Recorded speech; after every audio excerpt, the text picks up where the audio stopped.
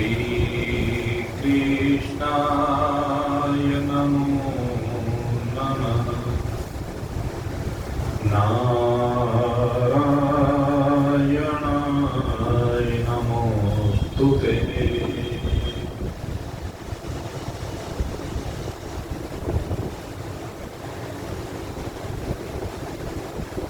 परम प्रेमास्पद भगवत चरणारविंदों में निज चित्त को रमाने के लिए इस अलौकिक पथ पर यात्रा करते साधक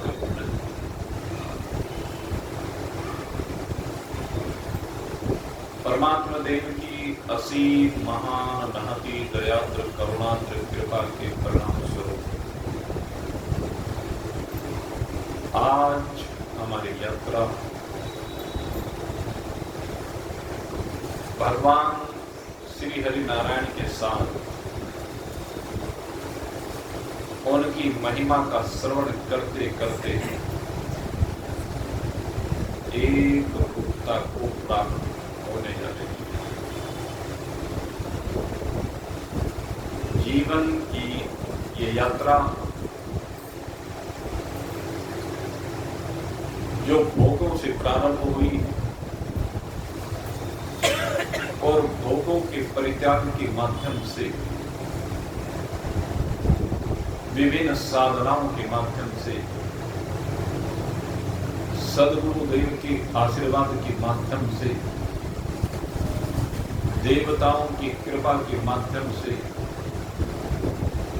और अंतर्यामी नारायण की उपस्थिति से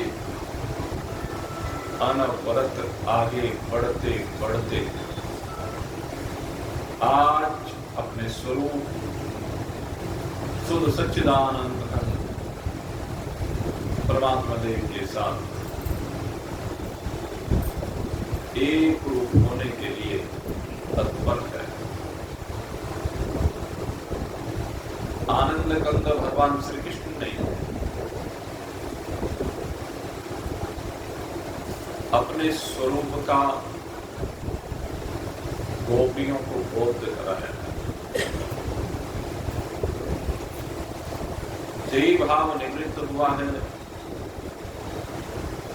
और परमात्मा भाव की उपस्थिति रोम रोम से परमात्मा नंद की अनुभूति हो रही है। उनकी ज्ञानेन्द्रिय कर्मेंद्रिय आनंद के सागर में गोते लगाने, उनके जीवन में अब आनंद के अतिरिक्त तो कुछ भी नहीं है। मेरे मित्रों, ये जो अपने स्वरूप का बोध प्राप्त किया जाता है, इसके बाद जीवन मुक्ति का आनंद लिया जाता है।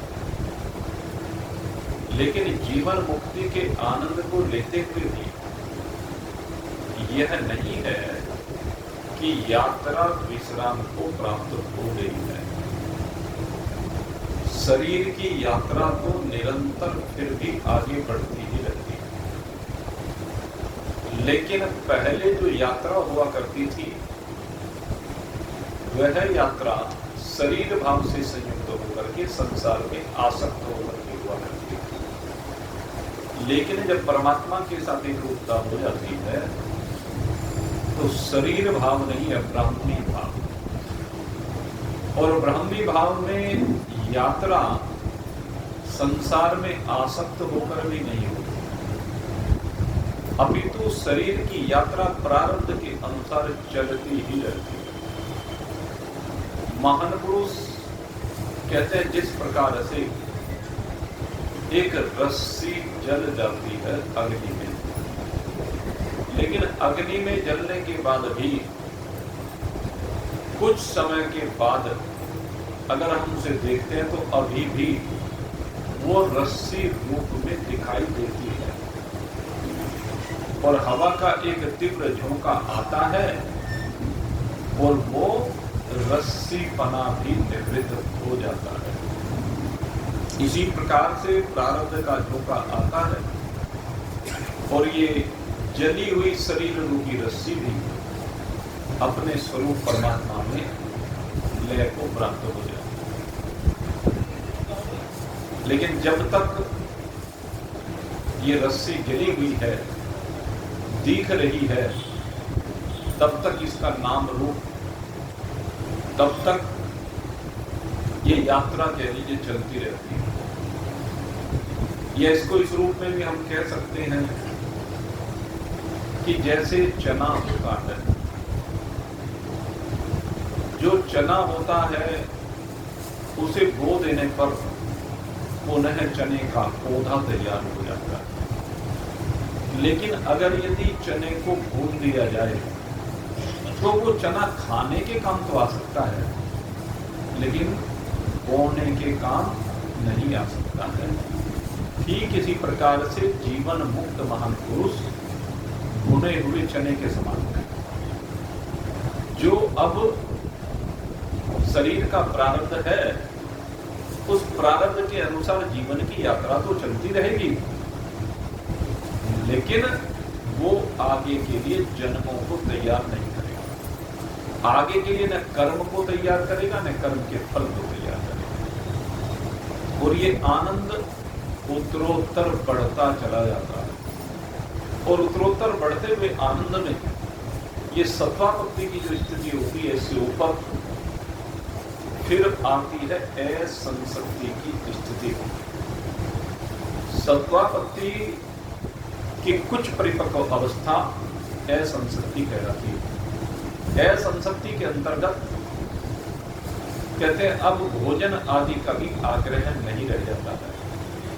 ये भोजन के प्रति कोई रस का भाव नहीं रह जाता है। भोजन के स्वाद का पता चलना बंद हो जाता है। मीठा है कि नमकीन है कि फीका है कि कसाय है कि खट्टा है, किसी भी प्रकार का कोई भाव अब अनुभूत होना बंद हो जाता है। लेकिन शरीर भोजन को ग्रहण करता रहता है। ठीक इसी प्रकार से वस्त्रों के प्रति अब कोई दृष्टिकोण नहीं रह जाता है। और इसके बाद इसकी और परिपक्व अवस्था होती है पदार्थ भावना।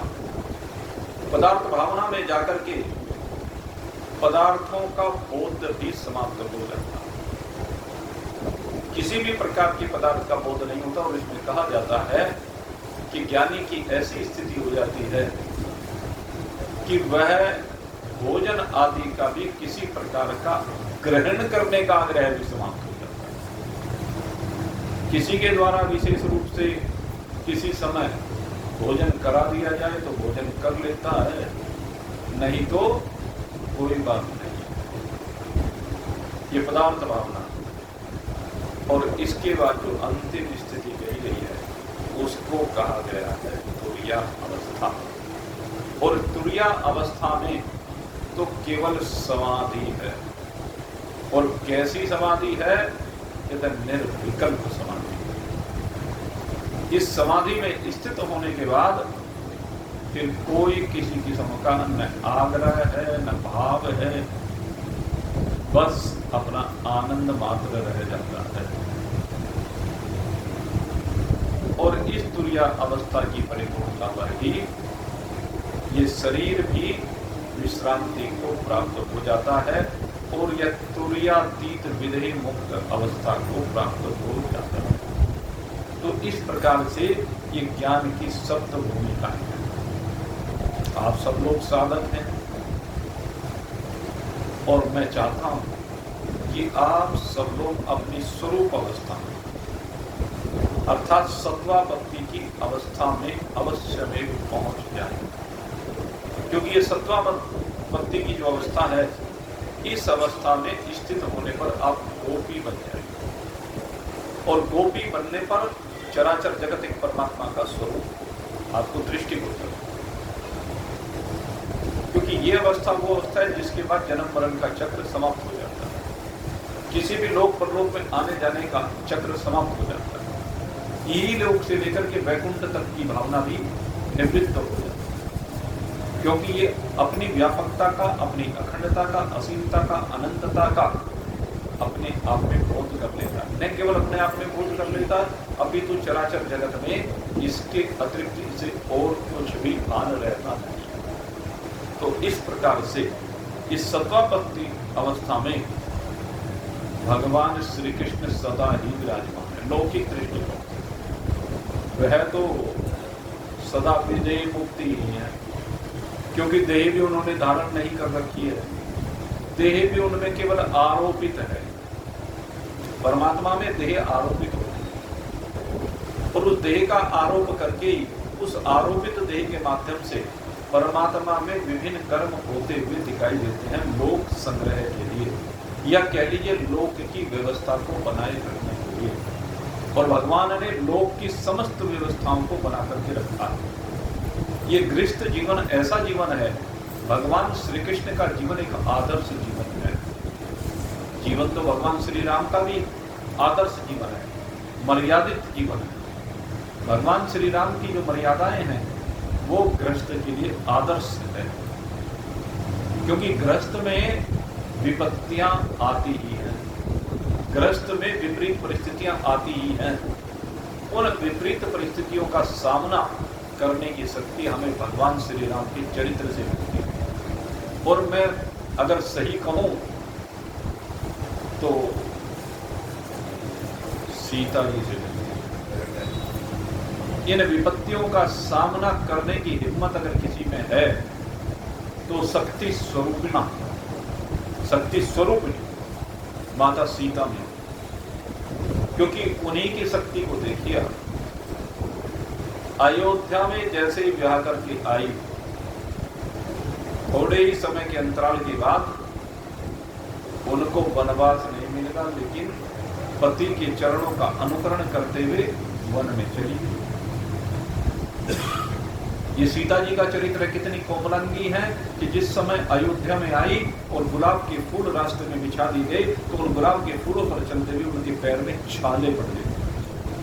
और वही सीता जी नंगे पैर 14 वर्ष तक उन वनों में भगवान श्री राम के चरणों का अनुभव करते हुए। ये है माता सीता का पल। ककरीले, पथरीले, कंटीले रास्ते, लेकिन कभी उफ नहीं की। क्या वो कांटे उनके पैरों में चुभे नहीं होते? सीता माता के पैरों में कांटे तो चुभे होंगे, कंकड़ पत्थर भी चुभे होंगे, लेकिन कभी घबराई नहीं, कभी उफ नहीं की। एक नारी के जीवन जीने की जो आदर्श स्थिति है वो माता सीता ने हमारे सामने रखी है। अरे जीवन तो नारी का ही होता है, तपस्या। जो तपस्या नारी करती है घर में रह करके, ऐसी तपस्या बड़े बड़े ऋषि मुनि जंगलों में जाकर के, पहाड़ों पर जाकर के भी नहीं कर सकते। उन्हें क्या सहना है? मेरे गुरुदेव कहा करते थे कि जो उनसे महात्मा जाकर के जंगलों में, कुटिया में बस गए, कहले वो क्या जाने कष्ट क्या होता, उन कष्टों को कैसे सहन करना है। उन्हें तो केवल गर्मी, सर्दी और बरसात को सहन करना है। लेकिन गृहस्थ में रोज उतार चढ़ाव है। ये गृहस्थ जीवन रोज समुद्र की भांति। आप देखिए समुद्र को, इस समुद्र में जिस प्रकार से न जाने कितनी लहरें हर क्षण उठती रहती है, गृहस्थ में ऐसी तो लहरें उठती हैं। रोज अनुकूलता है, रोज प्रतिकूलता है, सुख और दुख की क्षण क्षण में अनुभूति है।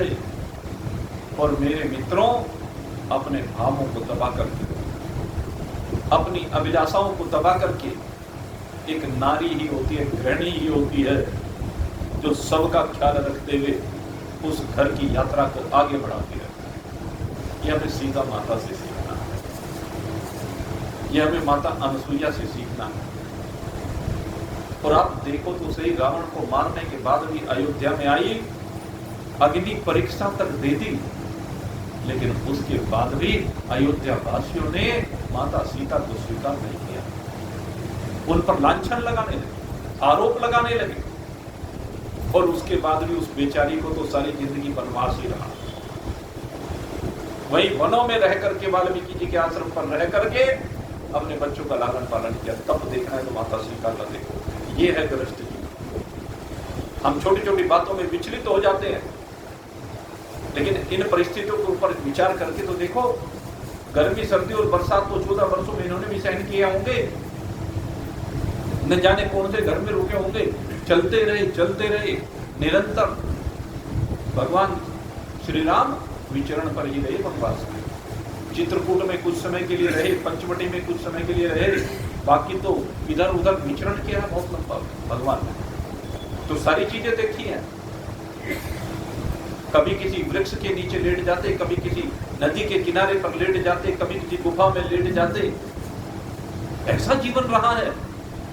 तो ऋषियों वाला जो तप है, जो तपस्या वाला तप है, वो तो इन्होंने सबने मिलकर के साथ साथ किया ही है, लेकिन उसके अलावा न जाने किस किस प्रकार के प्राणियों का सामना करना पड़ा और साहस के साथ उनका सामना किया। यही है मेरे मित्रों गृहस्थ जीवन। इसलिए गृहस्थ जीवन को हमारे गुरुदेव सबसे श्रेष्ठ जीवन बताया करते हैं कि तो उन विपरीत परिस्थितियों का सामना करते हुए आप आनंद के साथ जिए, तब पता चलता है कि आप जीवन मुक्त हैं क्या। आपकी जीवन मुक्ति वहां पता चलती है।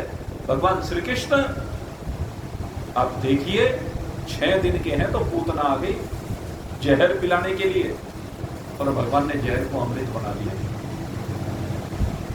भगवान 3 महीने के हुए तो सक्टासुर आ गए, 9 महीने के हुए तृणाव्रत आ गए, और जैसे जैसे शरीर की अवस्था बढ़ती चली गई, न जाने कितने असुर भगवान के जीवन में आए, और जवानी आई तो राजा ने बुला लिया मारने के लिए। ये दुष्ट पापी कंस जो उनका मामा है, उसने बुलाया, मारना चाहता है, कुवलिया पीड़ हाथी के द्वारा मरवा देना चाहता है, अपने पहलवानों के द्वारा चाणूर मुष्टिक तोसल के द्वारा मरवा देना चाहता है, और जब उनसे बात नहीं बनी तो अपने आप मारना चाहता है। लेकिन भगवान सदा अपनी प्रतिष्ठा में अचल है। मैं कहता हूं भगवान श्री राम का जीवन तो एक आदर्श जीवन है ही, लेकिन सबसे अधिक अगर यदि सीखने का जीवन अगर यदि आपको देखना है तो भगवान श्री कृष्ण के जीवन को देखिए।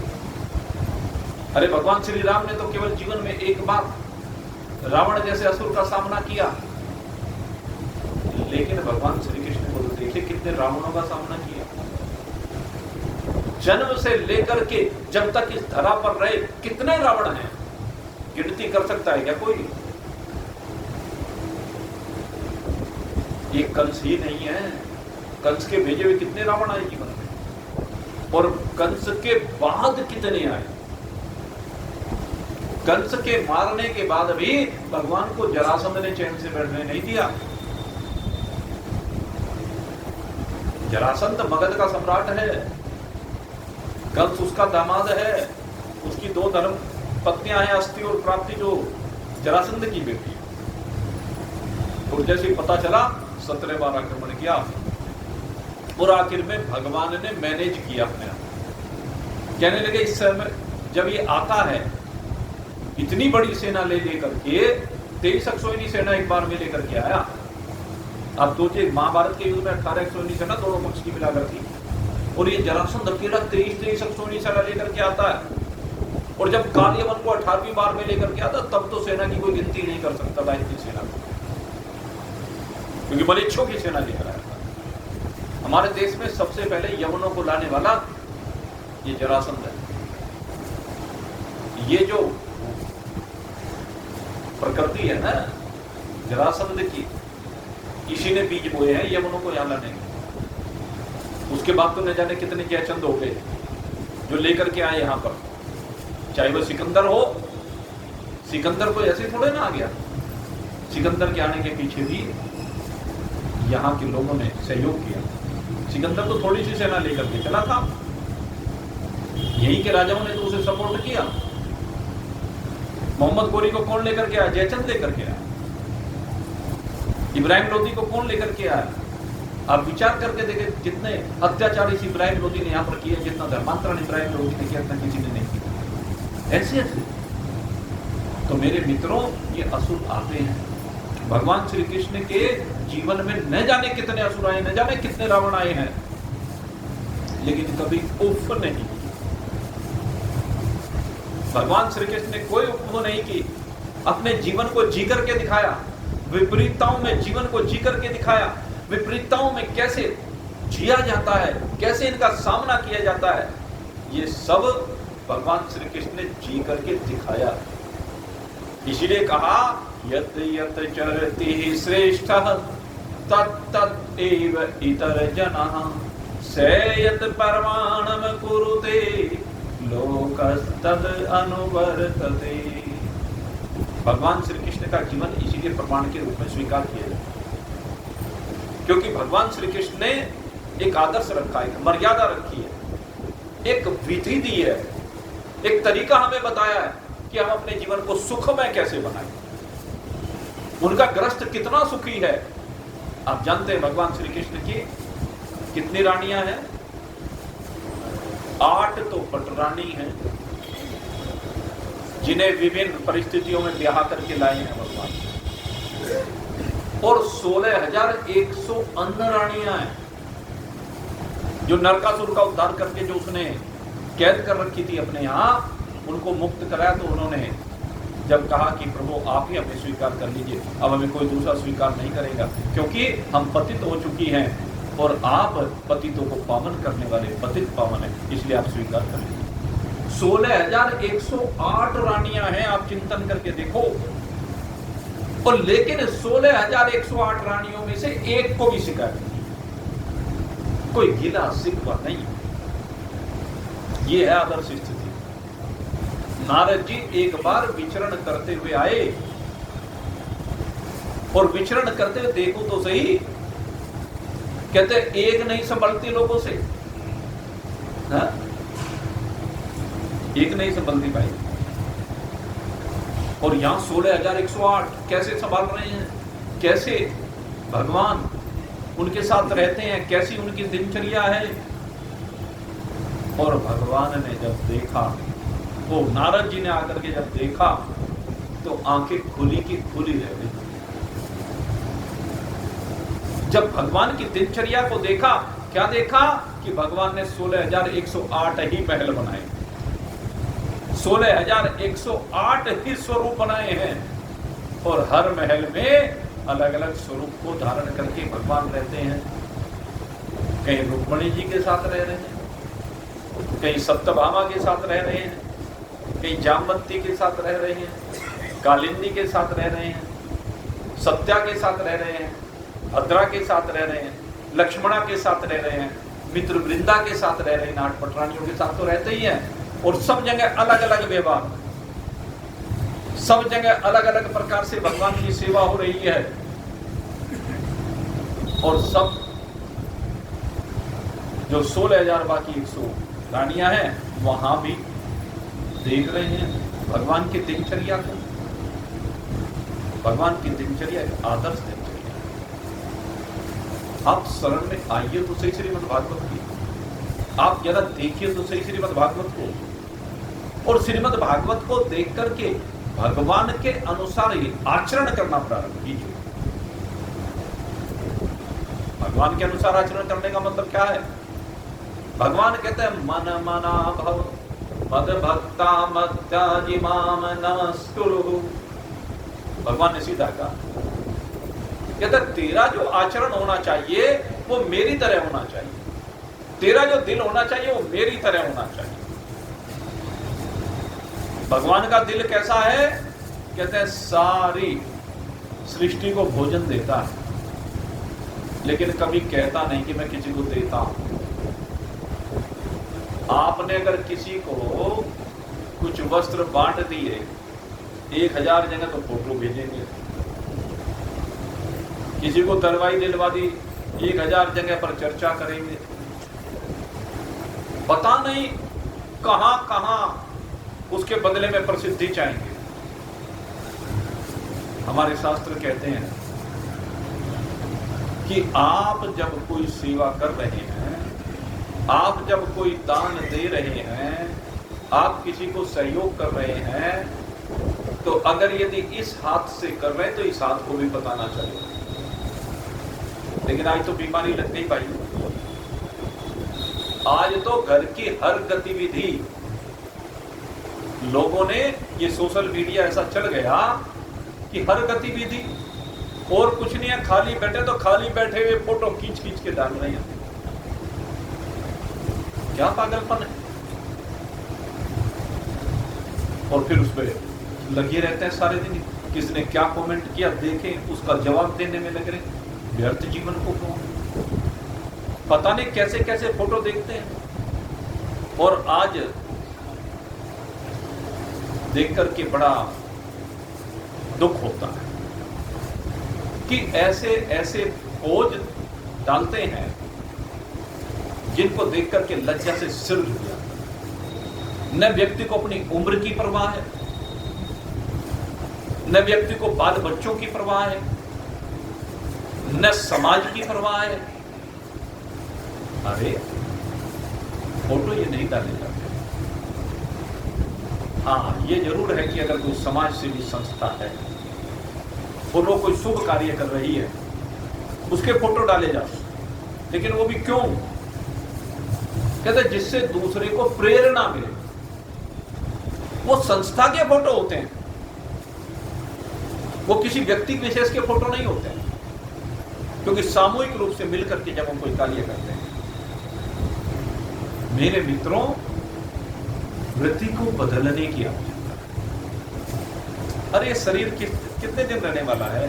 किसे दिखाना चाहते हो इस शरीर को? शरीर तो इसकी गति एक ही, भस्मांतम शरीरम, आखिर में भस्म मात्र हो जाना, और कुछ भी नहीं। मेरे मित्रों, जीवन को जीने की कला सीखो। जीवन को जीने की जो कला है, खाते भोजन सभी जगत में। भोजन तो सब खाते हैं, ऐसा कोई नहीं है कि जगत में जो भोजन ना करता हो, लेकिन ये भोजन मर्यादित होना चाहिए। वस्त्र सभी पहनते हैं, लेकिन वस्त्र मर्यादित होने चाहिए। मेरे मित्रों, मर्यादा का जीवन में होना बहुत जरूरी है। आपका जीवन एक आदर्श होना चाहिए, और जो सत्संगी है उनका जीवन तो आदर्श होना ही चाहिए। बच्चों के साथ बच्चे बन तो जाएं, लेकिन बच्चों के साथ बच्चे बन करके भी आपको अपने बड़प्पन का ध्यान रखना चाहिए। आपका जो अनुभव है वो आपको ध्यान में रहना चाहिए। आपकी जो मर्यादा है उससे बाहर नहीं निकलना चाहिए। इन चीजों को जरूर ध्यान में रखने की जरूरत है। भगवान श्री कृष्ण यही प्रेरणा देते हैं, यही समझाते हैं। उनके जीवन के किसी भी भाग को उठा करके देख लीजिए, हर भाग में आपको एक आदर्श मिले, एक मर्यादा मिलेगी। बहुत से लोग भगवान श्री कृष्ण के जीवन की कुछ घटनाओं को नेगेटिव दृष्टिकोण से देखते हैं, लेकिन उनको पता नहीं है। कई प्रसंग ऐसे आ जाते हैं उनके युद्ध वगैरह के समय के, जैसे कर्ण का प्रसंग आता है, उसके ऊपर कई बार लोग कह देते हैं कि कर्ण को धोखे से भगवान ने मरवा दिया। नहीं, हमारे यहां सिद्धांत है, उन्होंने जो किया क्या वो मर्यादित था? जो असुर हैं, उन्होंने जब मर्यादाओं का परित्याग किया, तो उस असुर को मारने के लिए अगर यदि शास्त्र के कुछ विरुद्ध भी जाना पड़े तो उसको भी शास्त्र ने कहा कि धर्म है। जिस प्रकार से कहा कि अगर यदि मौत का संकट हो तो उस समय झूठ बोला जा सकता है। अगर झूठ बोलने से किसी की जान बचती है तो झूठ बोल देना चाहिए, अन्यथा न जाने क्या क्या कर्म का फल भोगना पड़ता है। ये जो सदन कसाई है, सदन कसाई ने एक गाय की तरफ इशारा कर दिया था। किसी ने पूछा भाई इधर से गई क्या, पीछे से कसाई आ रहा, तो जिस तरह का प्रसंग आता है तो उसने हाथ की इशारे से कि इधर गई है और फिर कसाई ने उसको काट दिया। इसी कारण से सदन कसाई जब भगवान जगन्नाथ जी के मंदिर में दर्शन करने के लिए जा रहा था तो रास्ते में जहां पर वो एक सराय में रुका वहां पर एक महिला मिली और उस महिला ने सदन के ऊपर आसक्त हो गई। लेकिन सदन धर्मात्मा था, उसने सदन को ले जाने का बड़ा प्रयास किया। आखिर उसने सोचा कि शायद मेरे पति की वजह से ये भयभीत हो रहा है। उस महिला ने अपने पति को मार डाला और जब पति को मार डाला उसके बाद भी सदन अपने धर्म पर अडिग रहा तो उसने शोर मचा करके मोहल्ला इकट्ठा कर लिया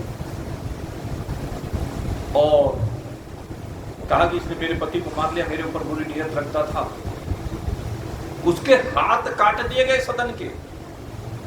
उन कटे हुए हाथों के साथ ही भगवान जगन्नाथ के पास गया और तब पता चला कि कर्म का फल क्या होता है। ये हाथ इसलिए कटे क्योंकि उसने गाय को कटवाया, पर ये गाय वो महिला बन करके आई थी।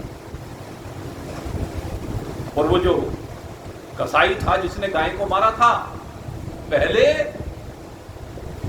उस कसाई ने गाय को मारा, अब वो गाय उसकी पत्नी बन करके आई, उस पत्नी ने उस कसाई को मारा।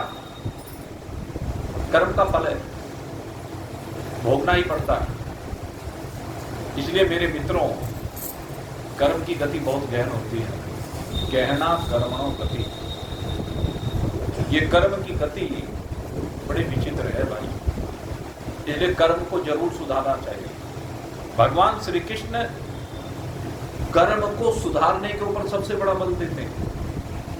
भगवान ने कहा कर्मण्यवाधिकारस्ते मा फलेषु कदाचन। इसलिए तेरे हाथ में है भी कर्म करना ही, इसके अलावा कुछ है ही नहीं। फल तेरे हाथ में नहीं है।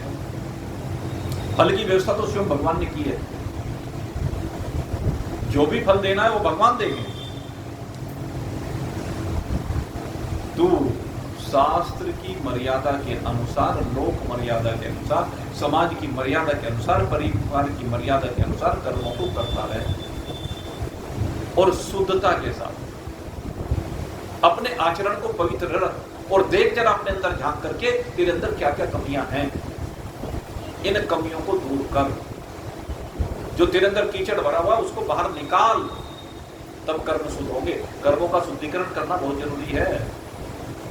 अगर कर्मों का शुद्धिकरण नहीं करोगे तो मेरे मित्रों फिर तो नरकों में जाना ही पड़ेगा।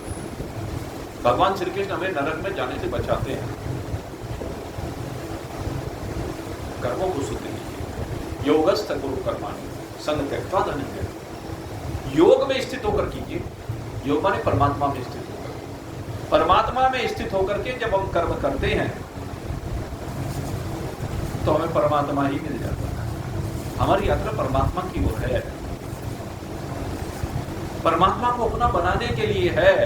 ये परमात्मा की महिमा का जो हम गुणानुवाद सुनते हैं, इसके सुनने के पीछे कारण यही है कि हम परमात्मा को चाहते हैं, परमात्मा से प्रेम करते हैं और परमात्मा से प्रेम करके परमात्मा के कहे अनुसार कार्य करना है। परमात्मा जैसा दिल बनाना है। मैं आपसे बात कर रहा हूं, मन मना भव। भगवान ने अर्जुन को कहा तू मेरे जैसा मन बना। जिस प्रकार से मैं सारे संसार के पालन को करता हूं और कहता किसी को कुछ नहीं हूं, इसी प्रकार से तू भी अपने मन को बना। सब काम कर घर में, सब दायित्वों का निर्वाह कर, लेकिन ये बड़प्पन का भाव छोड़ दे, मैं अपने का भाव छोड़ दे, ये अहंकार छोड़ दे कि मैं करता हूं, करता है निर्मन्यते। भगवान कहते हैं तू तेरे अंदर जो भाव है करता अहम इधर मन्यते, कि मैं करता हूं, इस भाव को छोड़ दे। और इस भाव को छोड़ देगा तो आनंद आ जाएगा। और जब तक इस भाव को पकड़े रखेगा समाज में जकड़ा रहेगा, बंधनों में पड़ा रहेगा। हथकड़ियां खुलेगी नहीं। हथकड़ियां कब खुलती हैं? मेरे मित्र जब अनासक्त भाव से शास्त्र मर्यादा के अनुसार कर्म करता है। इसलिए मेरे मित्रों, ये भागवत कथा आपको प्रेरणा देती है। ये भागवत कथा आपको इस ओर लेकर के जाती है कि आप भगवत भाव से संयुक्त होकर के उनकी आज्ञा के अनुसार कर्म करें, किसी प्रकार की कोई अभिलाषा किसी से न रखते हुए केवल अपने दायित्व के ऊपर ध्यान दें और भगवान को ही अपना सर्वोपरि मित्र बनाएं। अगर यदि आपने भगवान को अपना सर्वोपरि मित्र बना लिया तो भगवान पग पग पर आपके साथ खड़े मिलेंगे और आपके द्वारा कोई भी गलत कार्य नहीं होने देंगे। और सबसे बड़ी बात है कि आपको निश्चित रूप से भगवान के साथ एक रूपता की अनुभूति हो जाएगी। भगवान को जीवन में समाहित कीजिए। जिसने भी समाहित किया देख लीजिए। एक राजा नृग हुए, एक कथा आती है भागवत में। ये जो राजा नृग हैं, ये बड़े धर्मात्मा राजा और बड़े धर्म कर्म करते हैं, बड़े अच्छे अच्छे आयोजन करते हैं। कर्म की गति के ऊपर मैं कहता हूं बेचारों के साथ क्या होगा, और किया हुआ कभी व्यर्थ नहीं जाता। ये भी इसमें दोनों बातें आएंगी। ये जो राजा नृग हुए बड़े प्रतापी राजा हैं, बड़े धर्मात्मा राजा हैं, बहुत शुभ कर्म करते रहते हैं।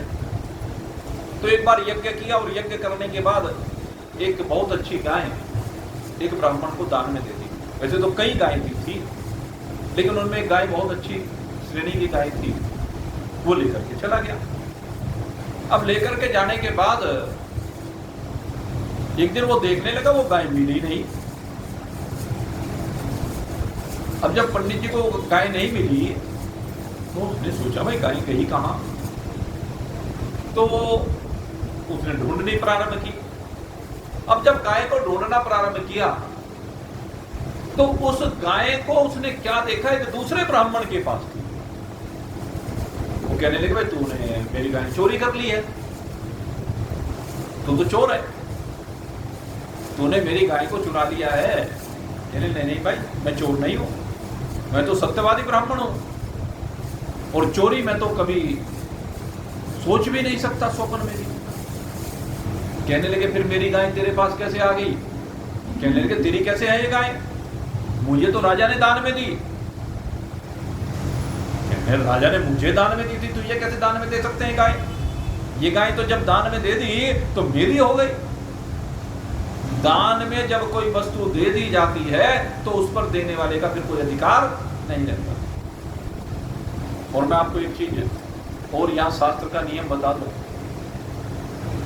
मेरे मित्रों, अगर यदि आपने कभी कोई वस्तु दान में दी है फिर उसको उपयोग करने का आपको अधिकार नहीं है। अगर आपने उसका उपयोग किया तो पाप किया। यद्यपि इसमें भी कुछ चीजें ऐसी हैं जिसमें थोड़ा सा भाव का बदलाव भी है, वो मैं स्पष्ट करके चलूंगा क्योंकि शंका नहीं रहनी चाहिए। जैसे गाय दान में दी तो गाय को दान में देने के बाद उस गाय के दूध पर आपका कोई अधिकार नहीं। उसको चारा खिलाने का प्रबंध तो आप कर सकते हैं, लेकिन उसके दूध पर आपका कोई अधिकार नहीं। हाँ, जिसको आपने दान में गाय दी है वह उस गाय के दूध का प्रसाद लगाकर या उससे कोई मिष्ठान आदि बना करके भगवान का भोग लगा करके आपको अगर प्रसाद रूप में देता है तो वो त्याज्य नहीं, वो प्रसाद है, क्योंकि अब वो उसका नहीं रहा, न गाय का रहा न उस ब्राह्मण का रहा। किसका हो गया वो? अब वो भगवान का प्रसाद हो गया है। तो भगवान के प्रसाद को ग्रहण किया जा सकता है, अन्यथा उस गाय के दूध को ब्राह्मण के घर पर जाकर के आपको ग्रहण करने का कोई अधिकार नहीं। इसमें पाप लगता है। हमारे यहां एक परंपरा है कन्यादान। कन्यादान किया जाता है। मेरे मित्रों, कन्या का दान करने के बाद कन्या के घर का जल भी ग्रहण करना पाप है, आपको बता, क्योंकि आपने वो कन्या दान में दी है। किस लिए दान में दी है? कहने लगे किसी अपने प्रिय को। अब दामाद जो होता है वो प्रिय ही होता है। किसी अपने प्रिय को उसकी गृहस्थी को चलाने के लिए, उसके वंश की वृद्धि करने के लिए आपने बड़े हृदय के साथ, ये बहुत बड़ा हृदय होता है जब एक बेटी को पाल करके किसी को दान में दिया जाता है। ये हमारे शास्त्र की परंपरा है। आज तो न जाने लोग क्या क्या कहने लगे, लेकिन कन्या को दान में दिया जाता है, दूसरे के वंश को चलाने के लिए दिया जाता है। इसलिए कन्यादान के समकक्ष किसी दान को नहीं कहा गया, क्योंकि उससे वंश की वृद्धि हो रही, आगे दूसरे का कुल चल रहा है। आप भी दान लेकर के आते हैं, आप भी तो किसी की कन्या को लेकर के दान में आए हैं ना। और दान की हुई वस्तु का पालन पोषण करने का दायित्व तो फिर आपका है, उसकी रक्षा करने का दायित्व तो आपका है। जिसने दान दिया उसका नहीं रह जाता है। इसलिए मेरे मित्रों, जो कन्या के घर का जल भी ग्रहण नहीं करना चाहिए, ये शास्त्र का नियम है। लेकिन एक चीज और, एक चीज क्या है, क्योंकि कुछ जगह पर शास्त्र आपको छूट देता है, और वो छूट कब देता है, कहते हैं आपत्ति काले मर्यादा नास्ति। अगर आपत्ति का काल, उस आपत्ति के काल में उस मर्यादा का पालन अगर नहीं हो रहा है तो वो भी मर्यादित ही माना। आपत्ति के काल की बात है, अन्यथा दान में दी गई वस्तु के ऊपर आपका कोई अधिकार नहीं रह सकता है। आज समाज की व्यवस्थाएं बदल गई हैं। अब उन बदली हुई व्यवस्थाओं में भाई जो जैसा उचित समझे, हम तो शास्त्र की बात कर रहे हैं। मैं बात कर रहा था राजा की, अब दोनों ब्राह्मणों में झगड़ा हो गया। वो कहता है राजा ने मुझे दान में दी, वो कहता है राजा ने मुझे दान में दी। अब दोनों में झगड़ा।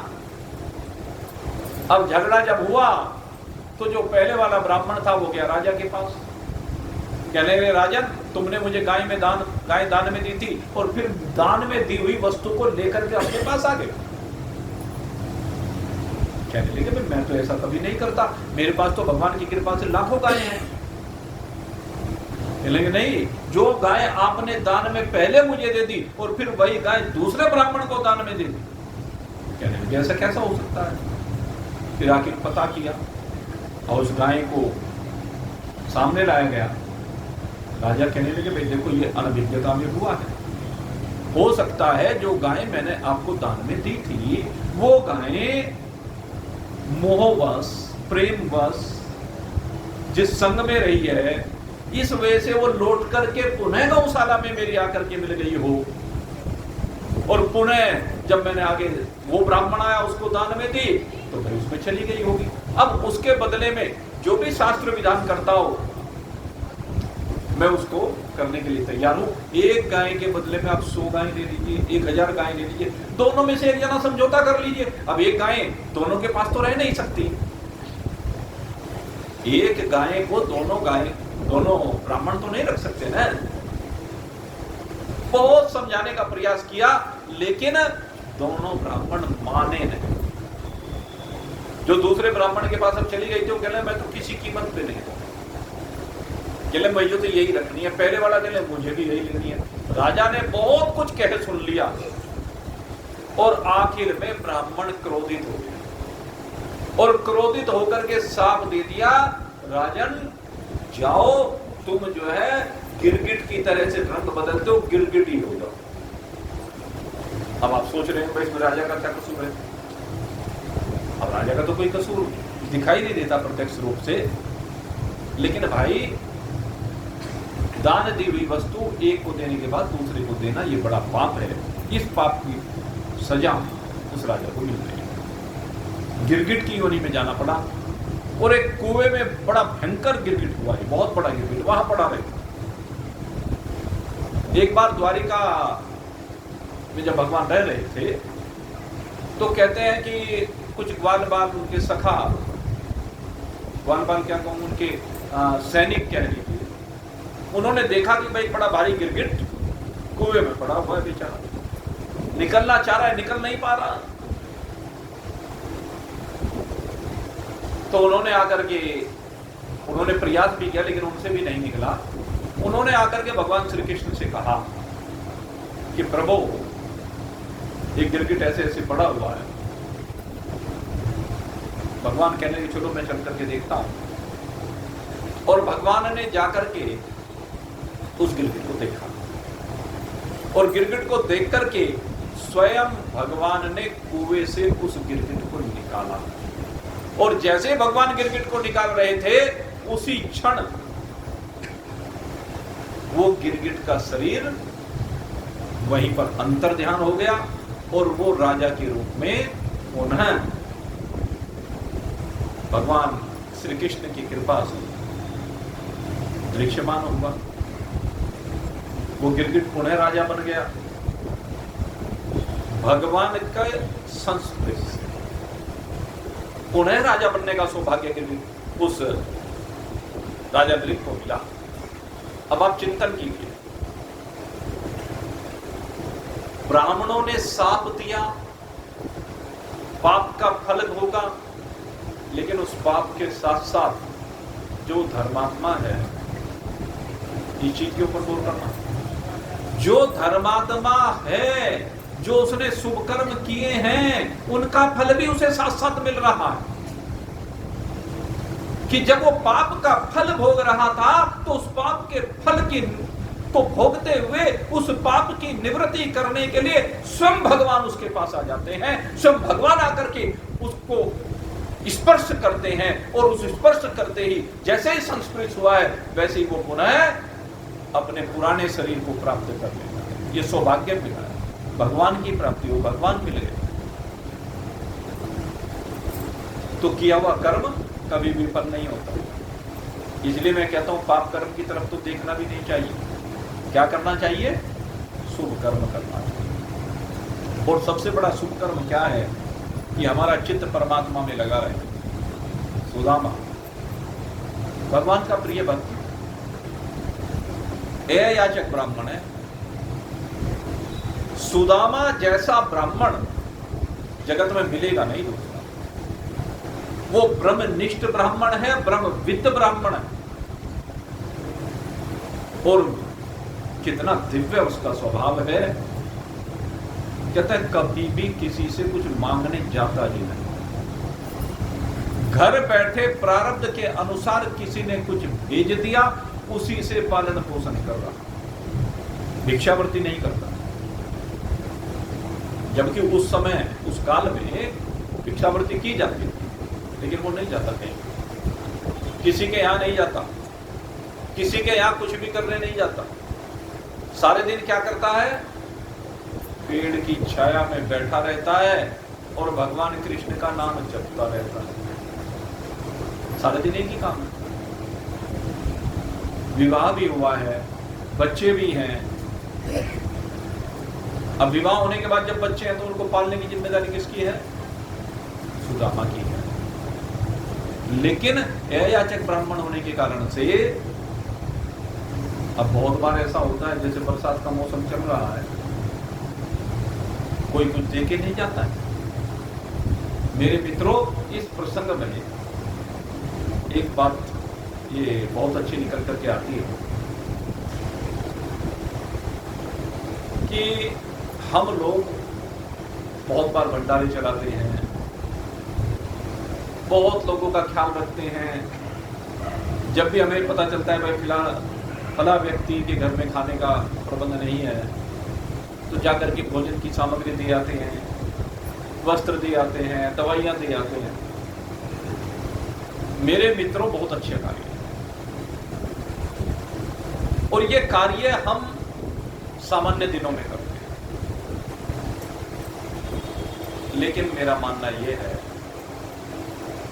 कि बहुत लोग ऐसे हैं, जब बरसात आ जाती है, पूरे पूरे दिन बरसात होती रहती है, पूरे पूरे दिन भयंकर सर्दी पड़ती रहती है, उस समय बहुत लोग ऐसे हैं जो भूखे रह जाते हैं, वो घर से निकल नहीं पाते हैं।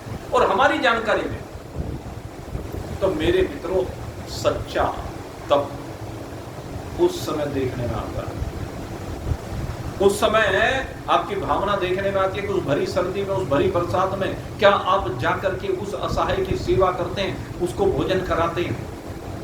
ये देखने की आवश्यकता। सुदामा, बरसात चलती रही, पहले झड़ी लग जाती थी, कई कई दिन तक बरसात होती रहती थी, हमने खूब देखा है। सर्दियों में भी कई कई दिन तक बरसात होती रहती है, ऐसी सर्दी होती कड़ाके की। आजकल तो बीमारी लग गई, सर्दी होती नहीं, अखबार वाले सर्दी बना देते हैं। और कैसी बना देते हैं? बस बच्चों की छुट्टी, बच्चों की छुट्टी। और किसी को सर्दी नहीं लगती, स्कूल में जाने वाले बच्चों की छुट्टी। अब बच्चों को तो कुछ पता नहीं, अब नुकसान किसका हो रहा है। अरे इनकी सहनशीलता बिल्कुल ही समाप्त कर रहे हो, इनकी इम्यूनिटी बिल्कुल ही समाप्त कर रहे हो। जरा सी गर्मी हुई तो छुट्टी, जरा सी सर्दी हुई तो छुट्टी। क्या खेल हो रहा है? ये प्रशासनिक व्यवस्थाएं क्या हो रही है? सोच के देखो। इम्यूनिटी बनाने की आवश्यकता है, छुट्टी सबको अच्छी लगती है, लेकिन नुकसान पढ़ाई का उन्हीं का तो हो रहा है। चिंतन करना। ये इस तरह की जो स्थितियां होती हैं, मेरे मित्रों, इनसे बचना चाहिए। हमें प्रेरित करना चाहिए समाज। थोड़ा थोड़ा आगे को आ जाइए। समाज में प्रेरणा देने की आवश्यकता है। समाज में इन चीजों का विरोध भी करने की आवश्यकता है। अरे बच्चों को मजबूत बनाइए, जब उनके सामने विपरीत परिस्थितियां आए तो उसको वो सहन कर सके, ऐसा बनाना चाहिए। बच्चों का शरीर मजबूत बनाना है। और बिल्कुल उनको छुई मुई बना देंगे तो कैसे जिंदगी चलेगी? कैसे वो अपनी जिंदगी में विपरीतताओं का सामना करेंगे? तो मेरे मित्रों, ये गर्मी, सर्दी, बरसात जब पड़े, उस समय अपने हाथ आगे बढ़ाइए। जिस समय कोई घर से निकलने की हिम्मत नहीं करता है, उस समय घर से निकल करके सेवा कीजिए। सुदामा के साथ बेचारे के ऐसा ही होता है। ये समझ लीजिए झड़ी लग गई। हालांकि चीज का वर्णन नहीं आता है, लेकिन हम परिस्थिति की कल्पना कर रहे हैं। उस बेचारे के साथ ऐसा ही हुआ कि 8 दिन तक झड़ी लगी रही, कहीं से अन्न का एक दाना नहीं आया। बच्चों ने कहा मामा खाना दो, मां कहते तेरे पिता शाम को लेकर के आएंगे। लेकिन शाम को खाली हाथ आ गए, बच्चों को पानी पिला करके सुला दिया। 1 दिन सुलाया, 2 दिन सुलाया, 3 दिन सुलाया, 4 दिन सुलाया। अब कब तक सुलाए? बच्चे कैसे सहन करेंगे? बच्चों की हालत खराब होने लगी। और बच्चों की क्या, बड़ों की भी हालत खराब हो जाती है। जरा 5-4 दिन भूखे रह करके देखो क्या हालत हो जाती है। तो सुदामा के बच्चों की हालत बड़ी दयनीय हो गई। और अपने बच्चों की वो दयनीय हालत सुशीला से देखी नहीं। जब उसकी हालत देखी नहीं गई तो पहले कभी जिंदगी में कोई गिला शिकवा नहीं किया। पहले कभी ये नहीं कहा कि हे प्राणनाथ कुछ ले आइए, मुझसे सहन नहीं होता है, ये भूखा रहना मुझे बर्दाश्त नहीं होता है, कभी नहीं कहा। लेकिन आज बच्चों को भूखे मरते हुए देखकर एक मां का हृदय द्रवित हो। और आज आने पर पहली बार कहा, हे प्राणनाथ मुझसे अब देखा नहीं जाता, बच्चे भूखों मर रहे हैं और आप हैं कि सारे दिन भजन करते रहते हैं।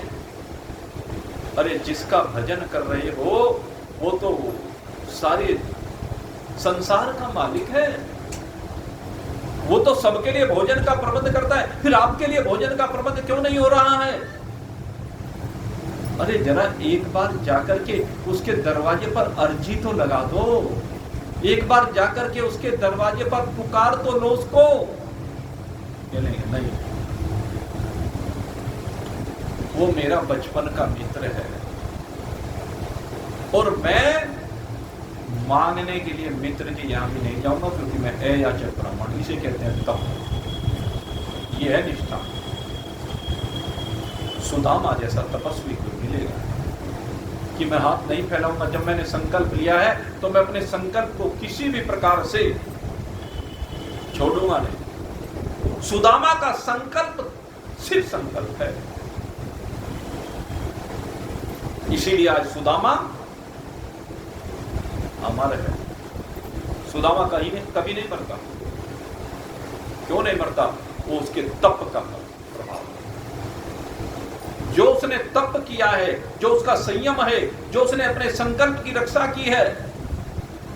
संकल्प तो बहुत लोग कर लेते हैं,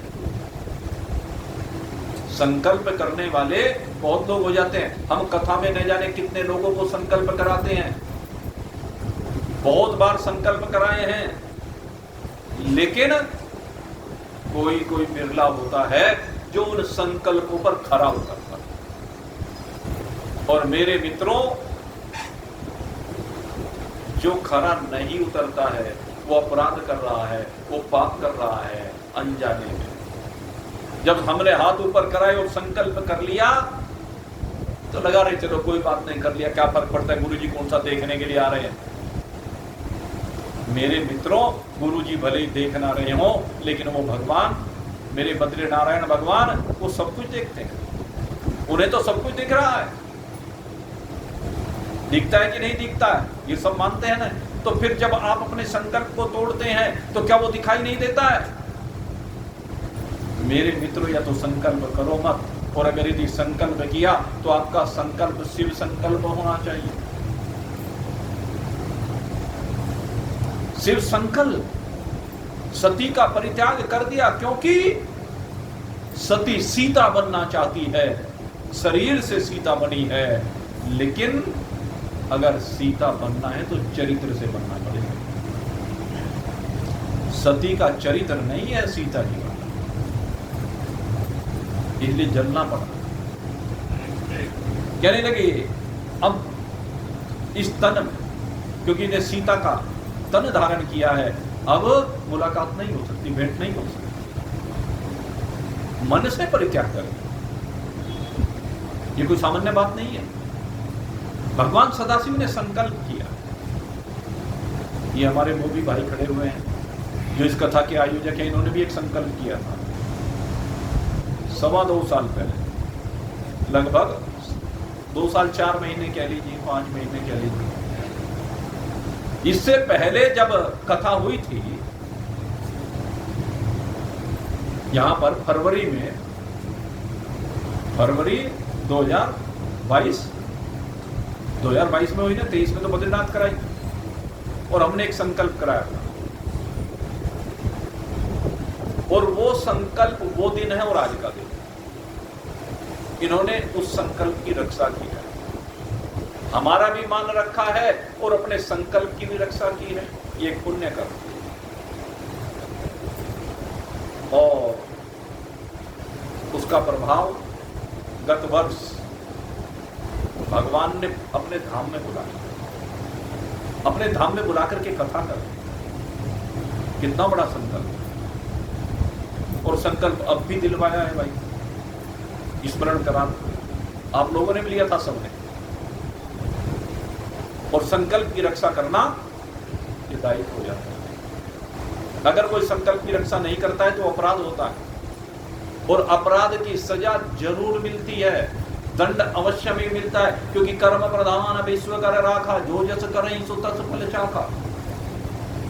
भगवान कहते हैं कि जैसा कर्म करोगे वैसा फल जरूर मिलेगा। अगर संकल्प की रक्षा नहीं की है तो दंड जरूर मिलेगा। गिरगिट की योनि में बहुत वर्षों तक पड़ा रहा ये नदी। ये मत समझना कि 1-2 दिन की बात रही है, सैकड़ों वर्ष तक पड़ा गिरगिट की योनि। और जब पुण्य का उदय हुआ तब जाकर के गिरगिट की योनि से मुक्ति मिली। इसलिए मैं कहता हूं संकल्प, शिव संकल्प होना जरूरी है, सत्य संकल्प होना जरूरी है, और इसके साथ साथ शुभ संकल्प भी होना जरूरी है। शुभ संकल्प होना चाहिए, और शुभ संकल्प होता है जिससे आपका लाभ होता है। शुभ संकल्प वो होता है जो आपके जीवन को बदल देता है। शुभ संकल्प आपको परमात्मा की ओर लेकर के जाता है। सुदामा का शुभ संकल्प है कि मैं भिक्षा नहीं मांगूंगा, किसी के पास जाऊंगा नहीं मांगने के लिए। सुशीला कहती है कि मांगने के लिए भले ही ना जाओ, भाई कुछ इधर आ जाओ, 2-4 लोग इधर जगह थोड़ी सी, तो कुछ इधर आ जाइए, कोई बात नहीं, इधर आ जाओ बेटा, इधर आ जाओ, ठीक है, शाबाश। बोलिए सच्चिदानंद भगवान की। तो सुदामा का जो संकल्प है, नहीं बैठो, कैसा है? शुभ संकल्प भी है, सत्य संकल्प भी है, शिव संकल्प भी है। वो अपने संकल्प की रक्षा करना चाहता है। लेकिन आज सुशीला कहती है ठीक है, मैं तुमने जो संकल्प कर रखा है, लेकिन मुझे पता है कि भगवान तो भगवान है। तुम एक काम तो कर सकते हो, क्या? कहते अपने मित्र से कुछ मांगने के लिए मत जाओ, कम से कम अपने मित्र के दर्शन करने तो जा सकते हो, मिलने तो जा सकते हो कि हाँ इस काम में कोई बुराई नहीं है। और भाई वो तो बचपन की मित्रता थी, मैं तो आज भी मित्र मानता हूं। अब तो द्वारिकाधीश हो गए, पता नहीं मित्र मानते होंगे कि नहीं होंगे, पर मुझे इस बात की भी कोई बात नहीं। भाई बड़ा आदमी अगर बन भी गया हो, अब राजा बन गया, मुझे ना भी पहचाने तो कोई बात नहीं, मेरा तिरस्कार भी करे तो भी मुझे कोई दिक्कत नहीं है, क्योंकि वो मान और अपमान की सीमा से बाहर। सुदामा जी कैसे हैं? ये सत्वा पत्नी वाली स्थिति में विराजमान है, जो मैंने सत्वा पत्नी स्थिति आपको। इस सत्वा पत्नी की स्थिति में मान और अपमान की सीमा से सुदामा जी बाहर है, सदा अपने स्वरूप में रहते हैं। ये सबसे श्रेष्ठ ब्राह्मणों की श्रेणी में आते हैं, क्योंकि ब्रह्मविद्ध भी है और ब्रह्मनिष्ठ भी। सुदामा जी कोई साधारण ब्राह्मण नहीं है, बहुत उच्च कोटि के ब्राह्मण। और जब सुशीला ने कहा तो खैर भाव बन गया, और जब भाव बना तो भाई चल दिया। लेकिन जब चलने लगे तो कहने लगे भाई ऐसे तो नहीं जाएगा। कहने लगे कैसे नहीं जाएगा? कहने लगे जब हम भगवान के दरबार में जा रहे हैं, भगवान के पास जा रहे हैं, तो खाली हाथ कैसे जाऊं? और वो तो भगवान भी हैं, वो मेरे मित्र भी हैं और राजा भी हैं, सारी बातें हैं। भगवान भी हैं, राजा भी हैं, मित्र भी हैं, उनके पास मैं खाली हाथ नहीं जा सकता। लेकिन घर में तो अन्न का ठिकाना भी नहीं है, 8 दिन से बच्चों को ही नहीं मिला, कहां से लाए बेचारी। लेकिन आज पहली बार सुदामा तो नहीं, लेकिन सुदामा की धर्म पत्नी गई है पड़ोस में, और आज पड़ोस में उधार मांगने के लिए गई, भिक्षा नहीं। यहां भी ये ध्यान रखना, वो भिक्षा मांगने के लिए नहीं गई है, अभी तो किस लिए गई है? कहते उधार मांगने के लिए कि कुछ अन्न उधार ले लिया जाए। अपने बच्चों के लिए उधार लेने के लिए नहीं गई, किसके लिए लेने गई? मेरे मित्रों उधार भी अगर लेने के लिए गई है तो मेरे भगवान के लिए लेने के लिए। आज भगवान के लिए अगर उधार लिया जा रहा है, भगवान के लिए किसी शुभ कार्य के लिए उधार लिया जा रहा है, तो उसमें कोई दोष नहीं है। ये तो समर्पण की पराकाष्ठा है। बच्चे भूख से बिलबिला रहे हैं, उनके लिए अन्न मांग करके नहीं लाती है, लेकिन भगवान को भोग लगाने के लिए अपने पतिदेव को दे देती है कि ले जाओ, पड़ोस से चिवड़े मांग करके लाए। भाई थोड़े थोड़े से आप लोग भी आ जाइए, आइए थोड़े थोड़े देर। और वो चिवड़े लेकर के सुदामा जी चल देते हैं, और सारे रास्ते भगवान का संकीर्तन करते हुए जा रहे हैं, भगवान का नाम लेते हुए जा रहे हैं, भगवान को पुकारते हुए जा रहे हैं, और पहुंच गए द्वारिका में। और भगवान के दरवाजे पर पहुंच करके अब द्वारपालों ने देखा एक ब्राह्मण को, और उसको देख करके कहा, कहो ब्राह्मण देवता क्या बात है, क्या चाहते हो, किस लिए आए हो, परदेसी से लगते हो। कहने लगे हाँ भैया हूं तो परदेसी ही, पर मैं अपने कान्हा से मिलने के लिए आया। मेरा मित्र है कान्हा। कहने लगे कौन कान्हा? अरे वही देवकी और वसुदेव का पुत्र मेरा मित्र है। अब ऊपर से नीचे तक देखा, द्वारपाल ने कहने लगे अरे कहां राजा भोज, कहां गंगू तेली, कहावत है दोनों की कहां तुलना हो। लेकिन वो द्वारपाल कहने लगा ब्राह्मण देवता आपका स्वागत है, आप जो भी हैं जहां से भी आए हैं बताइए आप क्या चाहते हैं, आप जो भी कहें हम आपकी सेवा करें। कहने लगे भैया मैं कुछ मांगने के लिए नहीं हूं, मुझे कुछ नहीं चाहिए। अब उसकी दीन हालत को देखा है, ऐसा उसकी हालत है उसका वर्णन कौन कर सकता है। इसलिए सोचा कि चलो इसको कुछ दिया जाए, लेकिन कहते नहीं मुझे कुछ नहीं चाहिए, मैं मांगने के लिए नहीं आया। और जब मांगने के लिए नहीं आए हैं तो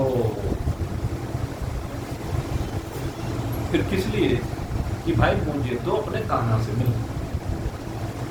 इसलिए उनसे ऐसे मिला जाता है कि राजा से ऐसे थोड़ा मिल लेता है, कोई भी जाए और राजा से मिल ले कि भाई मिलवाना हो मिलवा दो, नहीं मिलवाना हो तो हम वापस चले जाते हैं। कहने नहीं भाई, एक ब्रह्मनिष्ठ ब्राह्मण दरवाजे से यूं ही वापस चले जाए, ये भी गृहस्थी के पुण्य को छीन करके चला जाता है, पुण्य का हरण करके चला जाता है। आखिर द्वारपाल ने विचार किया और कहा ब्राह्मण देवता आपको जरा, मैं जरा भाई अपने से ऊपर वाले से परमिशन लेके आता हूं। अंदर गया, मंत्रियों से बात की, मंत्रियों ने जाकर के सारी स्थिति भगवान को बताई। द्वारपाल को लेकर के गए मंत्री फिर भगवान के पास। भगवान रुक्मणी जी के साथ बैठे हुए थे और जब रुक्मणी जी के साथ बैठे हुए थे द्वारपाल से कहा क्या बात है, कौन है? कहने लगे ये दरवाजे पर एक ब्राह्मण आया है और वो ब्राह्मण आपसे मिलना चाहता है। अरे भाई जो उसकी इच्छा उसको दे दो। कहते प्रभु वो केवल आपसे मिलने की इच्छा वाला है, वो कुछ नहीं चाहता। कहते ऐसा कौन सा ब्राह्मण है जो केवल मेरे से मिलना चाहता है, क्या काम है उसको, जरा उसका हुलिया तो बताओ। और आज द्वारपाल सुदामा जी का हुलिया बता रहा है। कैसा है? शीस पकान झगा तन पे प्रभु जाने को आई, बसे के ही कामा धोती फटी सिलटी दुपटी और पाव उपानहु की नहीं श्यामा। द्वार खड़ो द्विज दुर्बले देख रयो चकिसो वसुधा विरामा। बूझत दीन दयाल को धामा।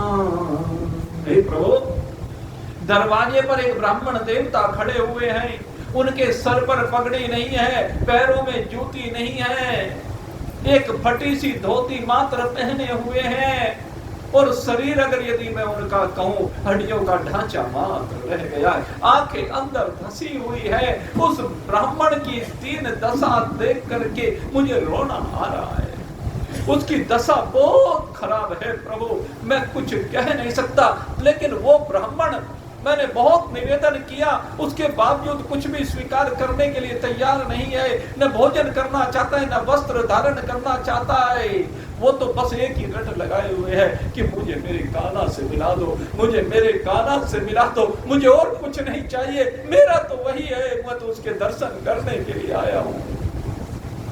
और वो चकित होकर के आपके महल को देखता है, बार इस शोभा को देख रहा है और बस पूछ रहा है कि मेरा कान्हा कहाँ है, मेरा कान्हा कहाँ रहता है, मुझे उससे मिलना है। अरे आखिर कौन है? तो आज द्वारपाल बता रहा है, बूझत दीन दयाल को धामा, बतावत आपन नाम सुदामा। और जैसे ही द्वारपाल ने कहा कि सुदामा बता रहा है अपना नाम, ले सुदामा सुदामा, अरे मेरा मित्र सुदामा, और भगवान तुरंत उछल कर नीचे उठ जाते हैं चले मेरा सुदामा आया है, अरे मेरा मित्र सुदामा आया है, मेरा बचपन का मित्र सुदामा आया है, गुरु संदीपन मुनि के यहाँ मेरे साथ जो पढ़ा करता था वो ब्राह्मण देवता सुदामा आया है। और दौड़ पड़े हैं भगवान श्री कृष्ण। उन्हें कोई सुध नहीं रही है, वस्त्रों की सुध नहीं है, पैरों में जूते नहीं है, दौड़े जा रहे हैं, पीताम्बर भी हवा में उड़ गया है। सारी रानियों ने देखा है, अरे ये क्या हो गया, ऐसा कौन सा भक्त है, ऐसा कैसा प्रेमी भक्त है जिसके लिए भगवान ऐसे दौड़ रहे हैं। अरे भक्त भगवान की ओर दौड़ा करता है, लेकिन यहाँ तो भगवान भक्त की ओर दौड़ रहे हैं। आखिर कैसा प्यारा भक्त है, ये हमें भी देखना चाहिए। और वो भी दौड़ पड़ी है, मंत्रियों ने देखा, वो भी दौड़ पड़े, पीछे जितने सैनिक थे सब दौड़ते गए, जितने भी द्वारिका में उस महल में भगवान के कर्मचारी थे, भगवान को दौड़ते देखते तो सब भगवान के पीछे पीछे दौड़ते जाते। भगवान दौड़े जा रहे, मेरा सुदामा, मेरा सुदामा, मेरा सुदामा आया है, मेरा प्यारा मित्र आया है। और दौड़ते दौड़ते भगवान पहुंचे उस महल के दरवाजे पर। और जैसे महल के दरवाजे पर भगवान पहुंचे हैं, सामने सुदामा को देखा है, और देखते ही भगवान ने उसके चरणों में साष्टांग प्रणाम किया है। नमो ब्रह्मण देवाय गो ब्राह्मण हिताय च जगद हिताय कृष्णाय गोविंदाय नमो नमः। आज भगवान वो गोविंद जिसको सारा जगत नमन करता है, जिसके चरणों में सारा जगत लेट जाता है, जिसके चरणों की रज सारा जगत लेना चाहता है, आज वही मेरे नारायण, वही मेरे गोविंद की अपने इस मित्र सुदामा के चरणों में पड़े हुए हैं। उसका पद प्रक्षालन करना चाहते हैं। भगवान ने चरण रज ली है, मस्तक पर धारण की है। सुदामा तो देख के जा रहा, आश्चर्य की बात है, अरे क्या हुआ है, आज भगवान के उस दिव्य स्वरूप को देखा है, बस निहार रहा है। आज कोई शब्द मुख से निकल नहीं रहा। भगवान खड़े हुए और खड़े होकर कहने लगे, सुदामा तूने क्या दशा बना रखी है, क्या हाल कर रखा है तूने अपना। और भगवान सुदामा को अपने अंत में भर लेते हैं, अपने हृदय से लगाते हैं। हृदय से लगा करके भगवान गौत में उसी प्रकार से उठा लेते हैं जैसे एक पिता अपने बालक को उठा लेता है। अपने हृदय से लगा करके भगवान आज गौत में लेकर के और ले जाकर के आज उस सिंहासन पर जिस पर द्वारिकाधीश विराजमान हुआ करते हैं, वो त्रिलोकी के हमारे स्वामी विराजमान होते हैं। आज सुदामा को उस त्रिलोकी के सिंहासन पर भगवान ने विराजमान किया है और स्वयं उसके चरणों में बैठे हैं। चरणों में बैठ कर के चरण दबाने लगे हैं। जब चरण दबा रहे हैं, देखा बीमारियां पड़ी हुई हैं, कांटे चुभे हुए हैं, एक एक कांटे को भगवान निकाल रहे हैं। और जब कांटा निकल नहीं रहा है, जो कांटा नहीं निकलता है, भगवान अपने मुख को लेकर के गए उसके चरणों की ओर, और चरणों में जो कांटा चुभा हुआ था अपने मुख से निकालते हैं। अरे मुख से कांटा तो निकालना एक बहाना है। भगवान इस बहाने से सुदामा की चरण रज का पान करना चाहते हैं। उस चरण रज को, उस चरण धूलि का प्रसाद आज भगवान ने ग्रहण किया है। यह है सुदामा की उस तप का परिणाम। आज भगवान उस चरण की रज को ग्रहण कर रहे हैं प्रसाद के रूप में। अब कहा है रुक्मणी सत्यभामा को, जाओ जल्दी से परात लेकर के आओ, मैं अपने मित्र का प्रक्षालन करूंगा। चरणों का लेकर परात को लेकर के आई हैं, गंगा जल भर करके लाई है, लेकिन क्या देखते हैं भगवान इतने आकुल व्याकुल हैं, इतने उतावले हैं कि उनसे प्रतीक्षा नहीं हुई है। अरे देख सुदामा की दीन दशा, देख सुदामा की दीन दशा, करुणा कर करुणा निधि रोए, पानी परात को हाथ छुओ नहीं, नैनन के जल से पग धोए, नैनन के जल से पग धोए। भगवान ने आज गंगा जमुना प्रकट कर दी है। एक गंगा जी प्रकट की थी, भगवान ने अपने अंगूठे से जिसका प्रक्षालन ब्रह्मा जी ने किया था, लेकिन आज तो गंगा यमुना भगवान की आंखों से प्रकट हुई है। अपने मित्र के चरणों का प्रक्षालन किया है, चरणामृत लिया है। सब रानियों ने चरणामृत का पान किया, सब कर्मचारियों ने चरणामृत का पान किया है। और जिसने भी वो चरणामृत का पान किया है, भगवान की कृपा से उस चरणामृत का पान करते हुए उनके समस्त पाप तापों की निवृत्ति हो गई है। ये भगवान का प्रसाद है मेरे मित्रों, इसकी महिमा यही हुआ करती है। और अब भगवान ने हालचाल पूछा है, वो सब आप जानते हैं। हालचाल पूछने के बाद कहा, अरे मेरे पास आए हो, खाली आ गए क्या? कुछ भोग भाग लेकर के आए हो क्या? भगवान के दरबार में खाली हाथ थोड़े न जाते हैं, कुछ लेकर के जाते हैं। ये कुछ लेकर के आए क्या? छिपाने लगा उस पोटली को जो सुशीला ने भेज दी। कहने लगी, यहाँ तो 56 भोग खिला रहे भगवान अपने हाथ से, और ये चिवड़े, सूखे चिवड़े, ये किस काम के हैं? यहाँ इनकी क्या वैल्यू है? देखा छिपाते हुए। भगवान कहते हैं, तेरी चोरी की आदत गई। अरे मेरी भाभी ने जो भी दिया है जरा दे तो सही। जबरदस्ती पोटली को छीन लेते हैं। कहते हैं, मैं तो बस इस भाव का तो दुकान है। अरे भाव के साथ तो लेकर के आया है, मुझे 56 भोग नहीं चाहिए, मुझे मेवे नहीं चाहिए, मुझे मिष्ठान नहीं चाहिए, मुझे पकवान नहीं चाहिए, मुझे अन्न धन और वस्त्र भूषण कुछ भी ना मुझको चाहिए। एक हो जाए मेरा, बस यही पूर्ण सत्कार है। भाव का वो भाव है, भाव ही एक सार है। मेरे लिए तो केवल भाव है, और भाव के साथ मेरी भाभी ने जो भेजा है वो मुझे देते। चिवड़ों को लिया एक मुट्ठी और कच्चे ही खा गए, दूसरी मुट्ठी नहीं खा गए, अब तीसरी मुट्ठी फिर से खाना चाहते हुए मैंने हाथ कर दिया। कहते, क्या कर रही है? ये चिवड़े ऐसे नहीं खाए जा रहे हैं फ्री, हम जानते हैं क्या चाहते हो। अरे दो का साम्राज्य तुमने दे दिया, क्या अब हमें भी इसकी दासी बना देना चाहते हैं? कहते, हाँ, आज मैं अपने इस भक्त पर सब कुछ न्योछावर कर देना चाहता हूँ। अरे जब मैं इसका दास बनने के लिए तैयार हूं तो फिर तुम्हें क्या बनना है? सुदामा तो बस देखे जा रहा है, देखे जा रहा है। ऐसी कृपा भगवान ने की, तो का साम्राज्य प्रदान कर दिया सुदामा को, और सुदामा को कुछ पता नहीं, सुदामा की कोई चाहत नहीं है। सुदामा तो बस इस बात को लेकर के आनंदित हो रहा है, हाँ भगवान, आज मेरा कैसा भाग्य खुला है। हे प्रभु, मेरा कैसा भाग्य खुला है कि आज मुझे आपके दर्शन हो गए हैं। अरे आपके दर्शन अत्यंत दुर्लभ है। मैंने तो कभी स्वप्न में सोचा भी नहीं था कि मुझे फिर से आपके दर्शनों का लाभ मिल जाएगा, लेकिन इसमें वाह सुशीला, तूने आज जो मुझे प्रेरणा दी है, मैं सारे जीवन भर तेरे शरीर को नहीं चुका पाऊंगा। कैसा दिव्य दर्शन हुआ है। अरे पहले तो बाल रूप में किशोर अवस्था में मैंने भगवान को देखा है, लेकिन आज तो युवा अवस्था में देख रहा हूं। क्या सौंदर्य है मेरे प्रभु का, क्या दिव्य स्वरूप है मेरे प्रभु का।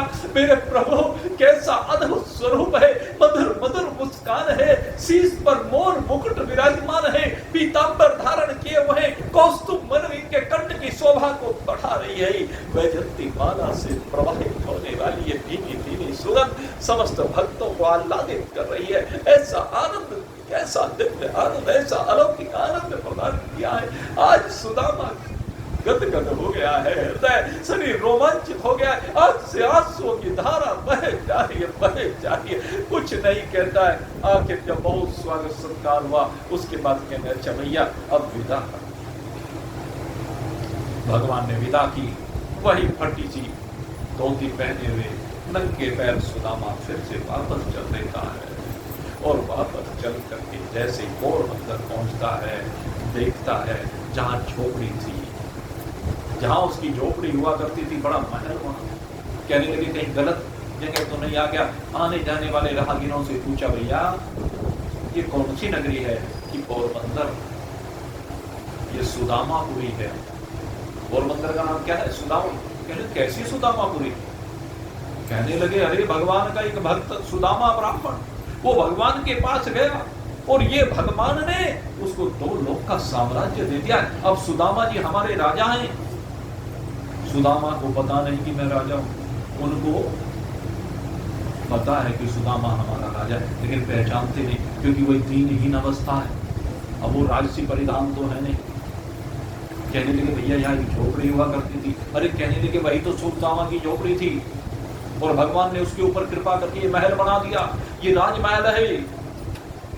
और जब ये वार्ता हो ही रही थी उसी समय सुशीला तो प्रतीक्षा कर रही थी, तब से भले ही महल में रह रही है लेकिन प्रतीक्षा कर रही है कब सुदामा जी आएंगे, कब सुदामा जी आएंगे, कब हमारा मिलन होगा, कब बच्चे अपने पिता से मिलेंगे। उसका बाल तो यही था।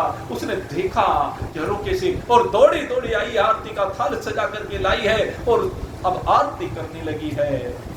सुदामा ने पूछा देवी तुम कौन हो? अब उसकी तो दशा बदल गई थी, अब पहचाना नहीं। कहने लगी अरे प्रभु आप मुझे नहीं पहचान रहे? और जब कहा आवाज से पहचान लिया, कहने लगे सुशीला तो कि हाँ मैं ना कहती है प्रभु बड़े दीन दयालु हैं, वो दीन बंधु हैं, वो कृपा के सागर हैं। देखो उन्होंने तुम्हारे वहां जाने मात्र से देखो कितना वैभव प्रदान किया, तुम्हें 2 लोक का साम्राज्य प्रदान कर दिया है। सुदामा कहने लगे सुशीला ये साम्राज्य तुम्हें स्वीकार, ये तुम्हारे बच्चों के लिए है, इस साम्राज्य का भोग करो, लेकिन मैं तो अपने प्रभु के नाम का जाप करूंगा। और गए उसी वृक्ष के नीचे और वहीं बैठ करके सुदामा जी तो भगवान का नाम लिए जा रहे हैं, भगवान का चिंतन किए जा रहे हैं। और कहते हैं वहीं उस वृक्ष के नीचे भगवान का चिंतन करते करते चराचर जगत में एक परमात्मा को देखते देखते वो सत्वा पत्ती से ऊपर उठ करके संशक्ति में आए, संशक्ति से पदार्थ भावना में आए और पदार्थ भावना से उस तुरीयावस्था में पहुंचे सुदामा जी, जहां किसी भी चीज का बोध नहीं रहा, केवल अपना स्वरूप मात्र, अपना आनंद मात्र शेष रह गया। और फिर वहीं पर सुदामा जी विधेय मुक्त हो गए, अपने स्वरूप में सदा सदा के लिए शरीर से विलय हो गए। ऐसी दिव्य गति सुदामा जी की हुई है, ऐसी कृपा भगवान ने की है। लेकिन कब की कृपा मेरे मित्रों? क्योंकि उसका संकल्प शिव संकल्प, आपका संकल्प भी शिव संकल्प होना चाहिए। मेरे मित्रों हमारा शिव संकल्प ही हमें परमात्मा के निकट लेकर के आता है। भगवान ने बड़ी दिव्य एक से एक लीलाएं की है। मैं तो भगवान की किसी लीला का वर्णन ही नहीं कर पाया। अब की बार कथा में भगवान की लीलाओं का वर्णन तो हुआ ही नहीं, बस यूं ही चलता रहा भाई। जैसी भगवान की इच्छा हुई है उसके अनुसार जो भी कुछ संभव हो पाया है वो करते रहे हैं। और आखिर में भगवान ने लीला का स्मरण किया और लीला का स्मरण में भी अपने बेटे को जामवती नंदन सांब को माध्यम बनाया, ऋषियों का उपहास किया, सांप मिला और सांप के कारण से प्रभास क्षेत्र में जहां पर सोमनाथ जी का मंदिर है उस प्रभास क्षेत्र में वहीं पर सब जितने भी यादव थे भगवान के, जितने भी साथी थे सब वहां तीर्थ यात्रा पर आए थे। उस प्रभास क्षेत्र में भगवान भोलेनाथ के उस तीर्थ पर आए थे। लेकिन उस तीर्थ पर आने के बाद यज्ञ आदि करने के बाद उसके बाद मदिरा का पान किया। अब चिंतन करना मेरे मित्रों, ये मदिरा का पान उन्होंने किया और जब मदिरा का पान किया तो क्या हुआ? सारे आपस में ही लड़ करके कट करके मर। क्यों? क्योंकि इस मदिरा में कलयुग का वास है। आपको बताया था ना, ये मदिरा इसमें कलयुग का वास होता है, ये घरों का विनाश कर रही है। मेरे मित्रों आज हायर जेंट्री में ये क्या बन गया? सौंक बन गया है। कहते सौंक है, सौंक नहीं है, ये शोक है। इससे शोक के अलावा कुछ नहीं मिलेगा। यही लोक में परिवार का विनाश है। उस पत्नी से पूछ के देखो जिसका पति रोज शराब पी करके घर में आता है, उस बच्चे से पूछ करके देखो जिसका पिता शराब पी करके लड़खड़ाता हुआ घर में आकर के पड़ जाता, उनसे पूछ करके देखो उस पिता की क्या इज्जत है, उस पति की क्या इज्जत है। मेरे मित्रों, सबको शोक दे रहा है, अपने शौक के पीछे सबको शोक देने वाला है। उसकी न इस लोक में गति है न उस लोक में गति है। मेरे मित्रों, वो बहुत नरकों में जाता है। इसलिए ये जो यदुवंशी हैं, ये सब भी आपस में कट कट करके मर गए। सब लीला का स्मरण अब भगवान करने जा रहे हैं। उद्धव जी भगवान के निकट आए हैं, देखा कि अब लीला का स्मरण होने जा रहा है। उद्धव जी ने कहा, प्रभु मैं भी चलना चाहता हूँ। लेकिन भगवान ने श्रीमद् भागवत का उपदेश दिया उद्धव जी को, और श्रीमद् भागवत का उपदेश देकर के कहा कि तुम इस धराधाम पर भागवत धर्म का प्रचार प्रसार करो, और मेरे परम भक्त विदुर जी के ऊपर तुम्हें कृपा करनी है, उसको भी इस भागवत धर्म का उपदेश हमारे मैत्रेय ऋषि से दिलवाना है। और वहीं पर कहते हैं, उसके बाद उद्धव जी को विदा किया। उद्धव जी बद्रिकाश्रम की ओर चले और भगवान अपने लोक की ओर चलने की तैयारी करते हैं। एक वृक्ष पर आकर के विराजमान हुए। सोमनाथ के पास ही वो दिव्य स्थल है, शायद भलस्वा तीर्थ उसको शायद कहते हैं, मेरे सही नाम याद नहीं, भलस्वा तीर्थ सोमनाथ जी के पास। वहीं पर एक वृक्ष पर आकर के भगवान विराजमान हुए और एक भील के बाण के माध्यम से उन्होंने अपनी लीला का स्मरण किया है। भगवान ने अपने लोक को प्रस्थान किया। अर्जुन को गोपियों को सौंपा था, लेकिन रास्ते में भीलों ने लूट ली। जितनी ले जा सकते थे उनको ले जाकर के बसाया गया। एकमात्र भगवान का पौत्र, कौन सा पौत्र? भगवान के परपोत्र, बल्कि पौत्र भी भगवान का पुत्र है प्रद्युम्न, प्रद्युम्न के पुत्र है अनिरुद्ध, अनिरुद्ध का एक पुत्र है, क्या नाम है उसका? वज्र। वो जो है वज्रनाभ, वो गया हुआ था कहाँ? मथुरा के ऋषि, वो वहां नहीं था, केवल एक वो पुत्र बचा। महाराज परीक्षित ने उसको मथुरा के सिंहासन पर बैठाया। उसी ने फिर द्वारिका का निर्माण किया, और अर्जुन आदि सभी पांडव बद्रिकाश्रम को गए।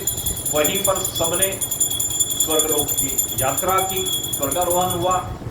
और उसके बाद अब परीक्षित जी के बारे में आपको मालूम है, परीक्षित जी सुखदेव की कोई पूरी पावन भूमि पर बैठे हुए हैं। वहां पर सुखदेव जी बैठे हुए कथा सुना रहे हैं।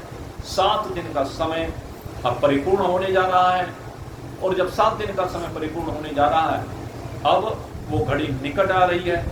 सुखदेव जी ने अब पूछा है परीक्षित से, हे परीक्षित, तुझे जो भय था, कैसा भय था?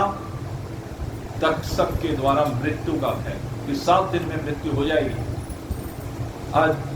आज पूछा है सुखदेव जी ने कि अब तुम्हारा भय दूर हो गया क्या? परीक्षित कहता है, प्रभु कैसा भय? किसका भय? किसकी मृत्यु? कैसी मृत्यु? अज्ञानम च निरस्तम मे ज्ञान विज्ञान निष्ठया। क्या कहा? कहते हैं मेरा तो अज्ञान निवृत्त हो गया, और जब अज्ञान निवृत्त हो गया तो फिर जीना मरने की बातें नहीं रही। किसका जीना, किसका मरना? मैं तो अजर अमर विनाशी शुद्ध सच्चिदानंद ब्रह्म हूं। आपकी कृपा से हे गुरुदेव मुझे इस बात का बोध हो गया है, क्योंकि तेरी शरण में जो कोई आया वो पार हुआ बस एक ही पल। इस दर पे हम भी आए, मैं भी इस दर पर आया, इसीलिए आया क्योंकि आपकी शरण में जो भी आया वो क्षण मात्र में पार हो जाता है।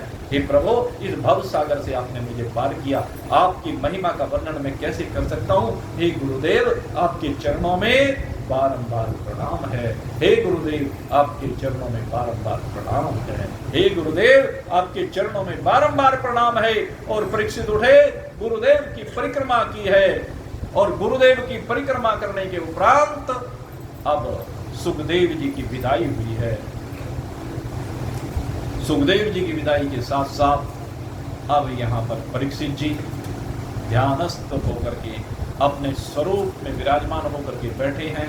उधर से तक्षक आया है, और तक्षक ने आकर के फुफकार मारी है, और जैसे ही फुफकार मारी है, उस फुफकार के मारने से पहले ही परीक्षित जी तो पहले ही शरीर को छोड़ चुके।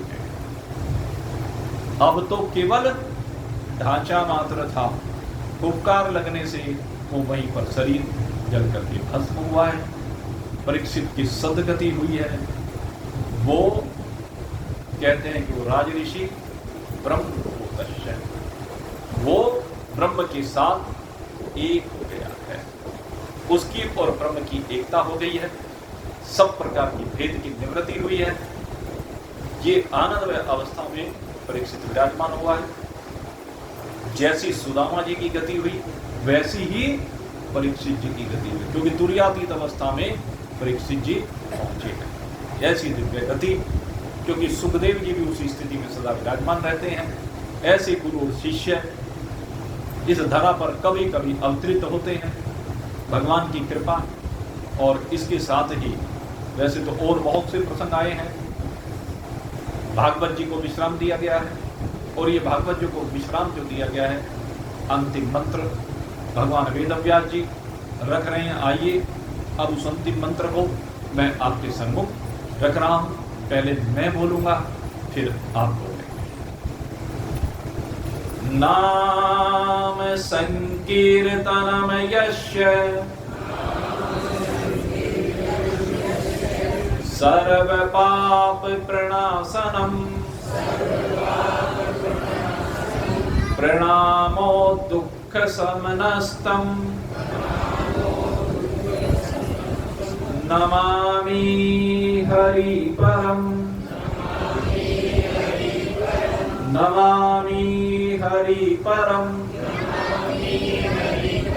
नमामि हरि परम।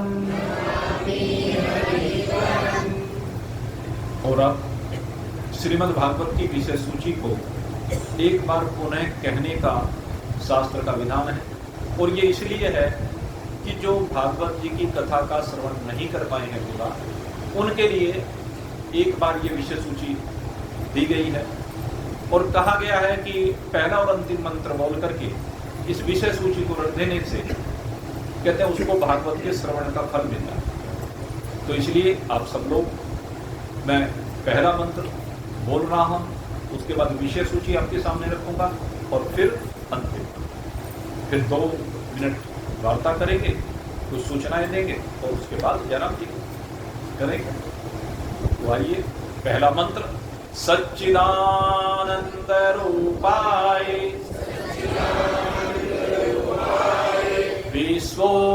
विश्वोत्पत्त्यादि हेतवे तात्रः विनाशाय श्रीकृष्णाय वयं नुमः श्रीकृष्णाय वयं नुमः श्रीकृष्णाय वयं नुमः।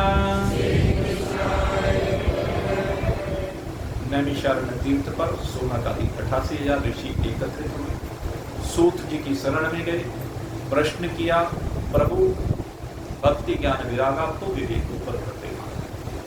किस प्रकार से हमारे जीवन में भक्ति ज्ञान और वैराग्य को बढ़ाने वाला ये विवेक आकर के विराजमान हो, आप कृपया हमें बताइए। सूत जी कहते हैं इसके लिए श्रीमद् भागवत कथा ही एकमात्र आधार है।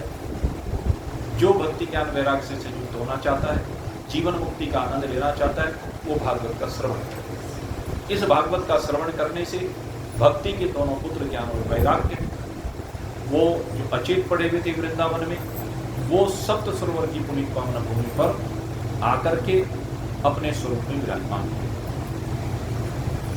आत्मदेव ब्राह्मण के 2 पुत्र धुंधुकारी और गोकर्ण, कहते हैं धुंधुकारी पिशाच बना अपने पाप कर्मों के कारण से, गोकर्ण पंडित है। गोकर्ण जी ने धुंधुकारी को श्रीमद् भागवत की कथा सुनाई तो पिशाच देह से मुक्त होकर के भगवान के लोक हो गए। दोबारा कथा सुनाई तो उत्तम नगर के नागरिक इस कथा के सुनने से भगवान के लोक हो गए। ये कथा भगवान वेदव्यास जी ने पुत्र मोह से संयुक्त होकर के जब विरहज के साथ जंगल में दौड़ रहे थे बेटे के पीछे पीछे, नारद मुनि मिले। नारद मुनि जी की प्रेरणा से इसकी संरचना श्री बद्रिकाश्रम में की। गणेश जी इसके लेखक बने। सुखदेव जी को ही इसका पान कराया। सुखदेव जी ने जब परीक्षित जी को साफ हो गया तो इस कथा को सुनाया। और इस कथा में क्या है, नारद जी की प्रेरणा से भगवान के सभी अवतारों की कथा, सब भगवान की महिमा का गुणानुवाद इस श्रीमद् भागवत में है। भगवान के जो 24 अवतार हुए हैं उन 24 अवतारों की कथा इसके अंतर्गत आती है। भगवान के जो 24 अवतार हैं, कौन कौन से अवतार हैं कहते हैं, जैसे सनकादिक के रूप में भगवान का अवतार हुआ, नारद जी के रूप में भगवान का अवतार हुआ, शाम्भु मनु के यहाँ भगवान इनके वंश में कई अवतार लिए हैं। पृथु का अवतार लिया है भगवान ने, इनके वंश में भगवान ने नर नारायण के रूप में अवतार लिया है, अवधूत दत्तात्रेय के रूप में अवतार लिया है, कपिल भगवान बनकर के आए हैं, भगवान ने आगे जाकर के इनके कुल में ऋषभ देव के रूप में अवतार लिया है। तो अनेक अवतार भगवान के हुए हैं। भगवान आगे जाकर के नरसिंह रूप में प्रकट हुए, वामन रूप में प्रकट हुए, भगवान वराह रूप में प्रकट हुए, मत्स्य रूप में प्रकट हुए, कच्छप रूप में भगवान प्रकट हुए हैं, भगवान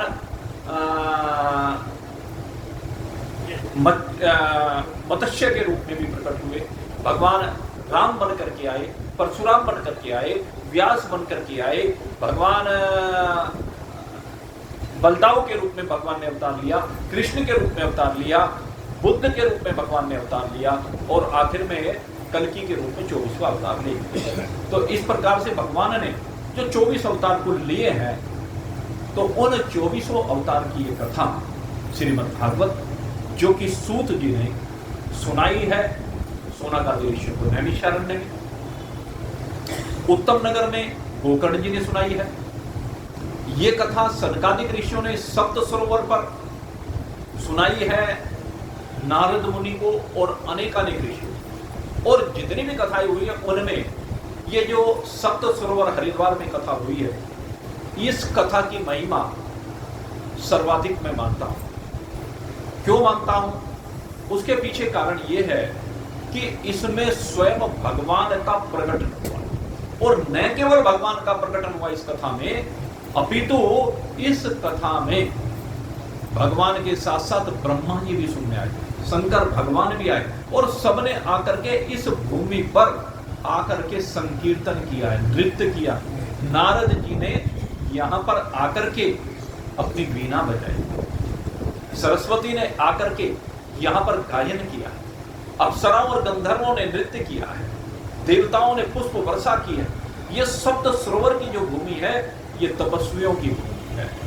सुख तीर्थ की असीम महिमा है, लेकिन इस सप्त सरोवर की महिमा ये शब्दों में वर्णित नहीं की जा सकती। और ये सौभाग्य है हमारे बीच में नरेंद्र जी बैठे हैं, नरेंद्र गोयल, भगवान की असीम कृपा कि उस हरि के द्वार पर जहां से हरि का दरवाजा खुलता है, इन्होंने संकल्प लिया है और ये भी वहां पर इस बार तीर्थ पर नरेंद्र गोयल जी कथा करा रहे हैं, सप्त सरोवर पर ही कथा करा रहे हैं। ये बड़े सौभाग्य की बात है। और भाई बद्रिकाश्रम की महिमा का तुमने वर्णन, उसका वर्णन तो कोई नहीं। बद्रिकाश्रम की जो कथा होती है उसका वर्णन नहीं, क्योंकि वो तो भगवान के धाम में कथा है। ये तो हरि के दरवाजे पर है, वो भगवान के धाम में कथा। इसके अलावा कथाएं बहुत जगह पर समय समय पर हुई हैं, अनेक महान पुरुषों ने कथा को किया है। जहां भी जो भी कर रहा है वो सबका सार एक परमात्मा के साथ एक होता है। मेरे मित्रों, इस कथा में जहां परीक्षित की मुक्ति हुई है, जहां अनेक भक्तों के ऊपर भगवान ने कृपा की है, जहां भगवान ने अपना स्वरूप प्रदान किया है गोपियों को, इस कथा की अनेक दिव्यताएं हैं जिनको शब्दों में वर्णित नहीं किया। इन 7 दिनों में हमने प्रयास किया है थोड़ा सा एक अंश, वो अंश आपके सामने रखने का प्रयास किया है जो गुरुदेव ने कृपा करके हमें प्रदान किया। हमारे गुरुदेव ने जो वेदांत का ज्ञान प्रदान किया है, आपने देखा होगा ये कथा पूरी तरह से वेदांत में कथा रही है। इस कथा में आपको पग पग पर केवल वेदांत के दर्शन हुए। और वेदांत का ज्ञान मैं क्यों देता हूं? बहुत लोग मेरे से कहते हैं कि आप कथा जिस तरह और करते हैं उस तरह किया करें, लेकिन मेरा दिल नहीं मानता। भाई मैं तो असल माल देना चाहता हूं। मेरे गुरुदेव ने मुझे असल माल दिया है, वो माल जिसके बाद कोई दूसरा तत्व रहता ही नहीं। पेट तो सूखी रोटी से भर जाता है, पेट घी लगी हुई रोटी से भरता है, पेट पकवानों से भरता है। तो मेरे गुरु ने तो मुझे भाई अमृत प्रदान किया है, सीधी सी बात है। मैं अमृत की तुलना इन लौकिक भोजनों से कर सकता हूं क्या? ये जो वेदांत की कथा, ये तो अमृत है, ये तो मृत्यु से बाहर ले जाने के लिए है। परीक्षित को मृत्यु से बाहर लेकर के गए सुखदेव जी, इसीलिए तो भागवत हो रही है। अगर यदि भागवत को ग्रहण करने के बाद आप मृत्यु की सीमा से बाहर नहीं निकले तो फिर भागवत का फायदा क्या हुआ? भागवत का असली फायदा यही है कि भागवत आपके दिल में बस जाए, जैसे परीक्षित के दिल में बसी और वो मृत्यु की सीमा से बाहर निकले। क्योंकि सबसे बड़ा दुख तो यही है, आपके छोटे से दुख को दूर करने के लिए ये भागवत नहीं बनी। वे तो सब अपने आप दूर हो जाते हैं जब अमृत मिलता है। जब ये अमृत में धन, राम रतन धन जिसको कहा गया है, ये जीवन में आ जाए है? तो फिर किसी और धन की आवश्यकता नहीं रहती है, क्योंकि जितने और धन है तो भाई आने वाले हैं, जाने वाले हैं। और तो धन है आने जाने, चलती फिरती छाया, राम रतन धन घटत घटे नहीं, राम रतन धन घटत घटे नहीं, दिन दिन होत सवाया, मैंने राम रतन धन पाया, मैंने राम रतन धन पाया। और कैसे पाया? सत्य की नाव खिवटिया सतगुरु, सत्य की ही नाव खिवटिया सतगुरु। कैसे पाया? जब सत्य की नाव बनाई। और खिवटिया कौन है? सतगुरु है। तो उससे फिर क्या हुआ? सत्य की नाव खिवटिया सतगुरु, भव सागर तर जाया, मेरे तो प्रभु गिरधर नागर, मेरे तो प्रभु गिरधर नागर, चरण कमल चित लाया, मैंने राम रतन धन पाया, मैंने राम रतन धन पाया, मैंने राम रतन धन पाया। तो मेरे मित्रों, मेरे गुरुदेव के पास यही धन था जो प्रसाद के रूप में मुझे प्राप्त हुआ, और वही धन मैंने आपको प्रदान किया है। अब अपनी अपनी पात्रता के अनुसार जिसने जितना ग्रहण किया, जितना भी ग्रहण किया वही कल्याण करने वाला है। आप सबके लिए बहुत बहुत शुभकामना करते हुए अब कथा को पर्यवसान की ओर ले जा रहा हूं। आइए अब अंतिम मंत्र का उच्चारण करेंगे। नाम संकीर्तनम यस्य है, सर्व पाप प्रणाशनम, प्रणामो दुख समनस्तम, नमामि हरि परम, नमामि हरि परम, नमामि हरि परम। आप सभी के लिए इस व्यासपीठ की ओर से बहुत बहुत शुभकामनाएं, शुभाशीष। भगवान की कृपा आप सबके ऊपर सदा बनी रहे, भगवान आपके हृदय में सदा विराजमान रहे। आप सभी के लिए और आयोजक परिवार के लिए मैं भगवान से प्रार्थना करता हूं कि हे प्रभु, सदा इनके हृदय में वास करना, सदा इनके जीवन को आनंद में बना करके रखना। और जो ये ज्ञान की सप्त भूमिकाएं हैं, इस भागवत कथा के श्रवण करने से सभी इन सप्त भूमिकाओं से होते हुए अपने स्वरूप में आकर के विराजमान हो। आज अब यहीं पर मैं कथा को विश्राम देने जा रहा हूं और साथ साथ घोषणा कर रहा हूं अगली तीर्थ की कथा जो हमारे ट्रस्ट के द्वारा होगी। इच्छा तो इसी वर्ष करने की थी, लेकिन अयोध्या में इतनी भीड़ है कि वहां पर कोई स्थान उपलब्ध नहीं हुआ। बड़ा प्रयास किया गया और प्रयास करने के बाद भी कहने लगे अप्रैल से पहले कोई भी स्थान नहीं मिल सकता है। तो इसलिए ये तीर्थ की कथा हमने, जो ट्रस्ट की तीर्थ की कथा है, वो अगले वर्ष 31 मई से अयोध्या धाम में जानकी महल में होगी। 9 दिनों तक, अभी तक जितनी की कथाएं हुई हैं तीर्थ पर वो 7 दिन हुई, लेकिन भगवान राम के चरणों में 9 दिन के लिए रहने का सौभाग्य मिलेगा, क्योंकि राम जी की जो कथा है उसका पारायण 9 दिन में करने का विशेष रूप से प्रावधान किया। वैसे तो आप कितने भी दिन में कर सकते हैं, अपनी इच्छा होगी, लेकिन नववाहन प्राणी की विशेष महत्ता है, इसलिए वहां पर हम राम कथा ही करेंगे। 9 दिनों तक वो राम कथा वहां पर चलेगी, 31 मई से 8 जून तक। उसमें जब रजिस्ट्रेशन खुलेंगे मैं आपको बता दूंगा, सूचना भी दी जाएगी। जिनकी भी जाने की इच्छा होगी, भाई जितनी स्थान है उसके अनुसार मिल जाएगा। आगे जैसी भगवत इच्छा होगी भगवान जाने। आप सभी के लिए बहुत बहुत शुभकामना है।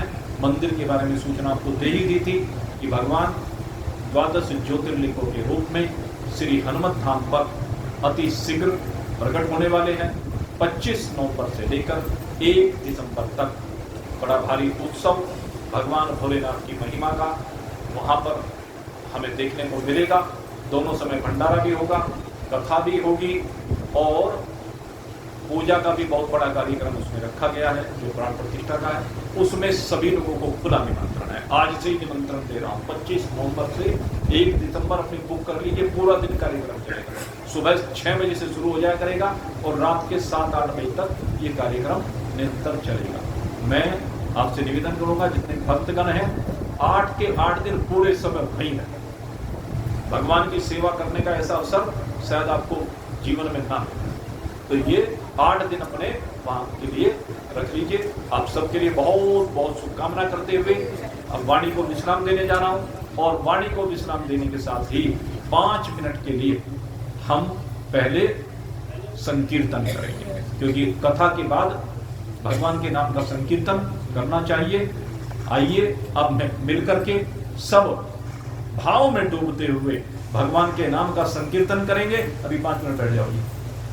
5 मिनट भाव के साथ सब मिलकर के हर एक की वाणी से भगवान का नाम निकलना चाहिए। भगवान के नाम का संकीर्तन दिव्य होना चाहिए। आप भाव में डूब जाने चाहिए। आइए मिलकर के करते हैं इस संकीर्तन को। श्री कृष्ण गोविंद हरे मुरारी,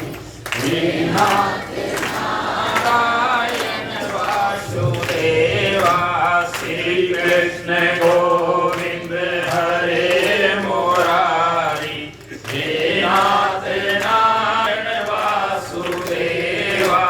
श्री कृष्ण गोविंद हरे मुरारी, हे नाथ नारायण वासुदेवा।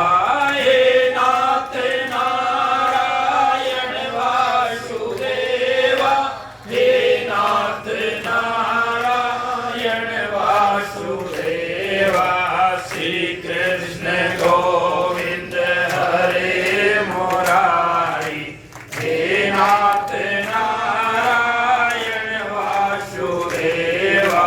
श्री कृष्ण गोविंद हरे मुरारी, हे नारायण वासुदेवा।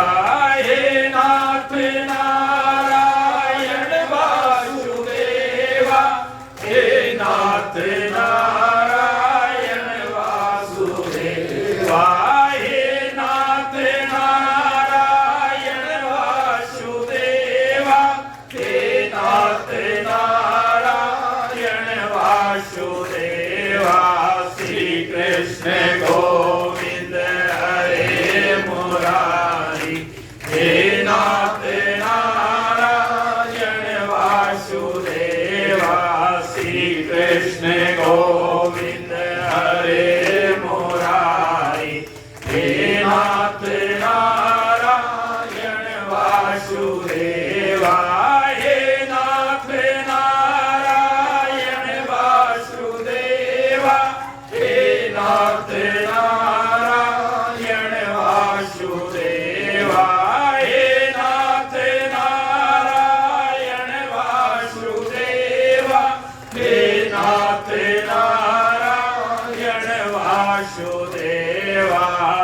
कृष्ण गो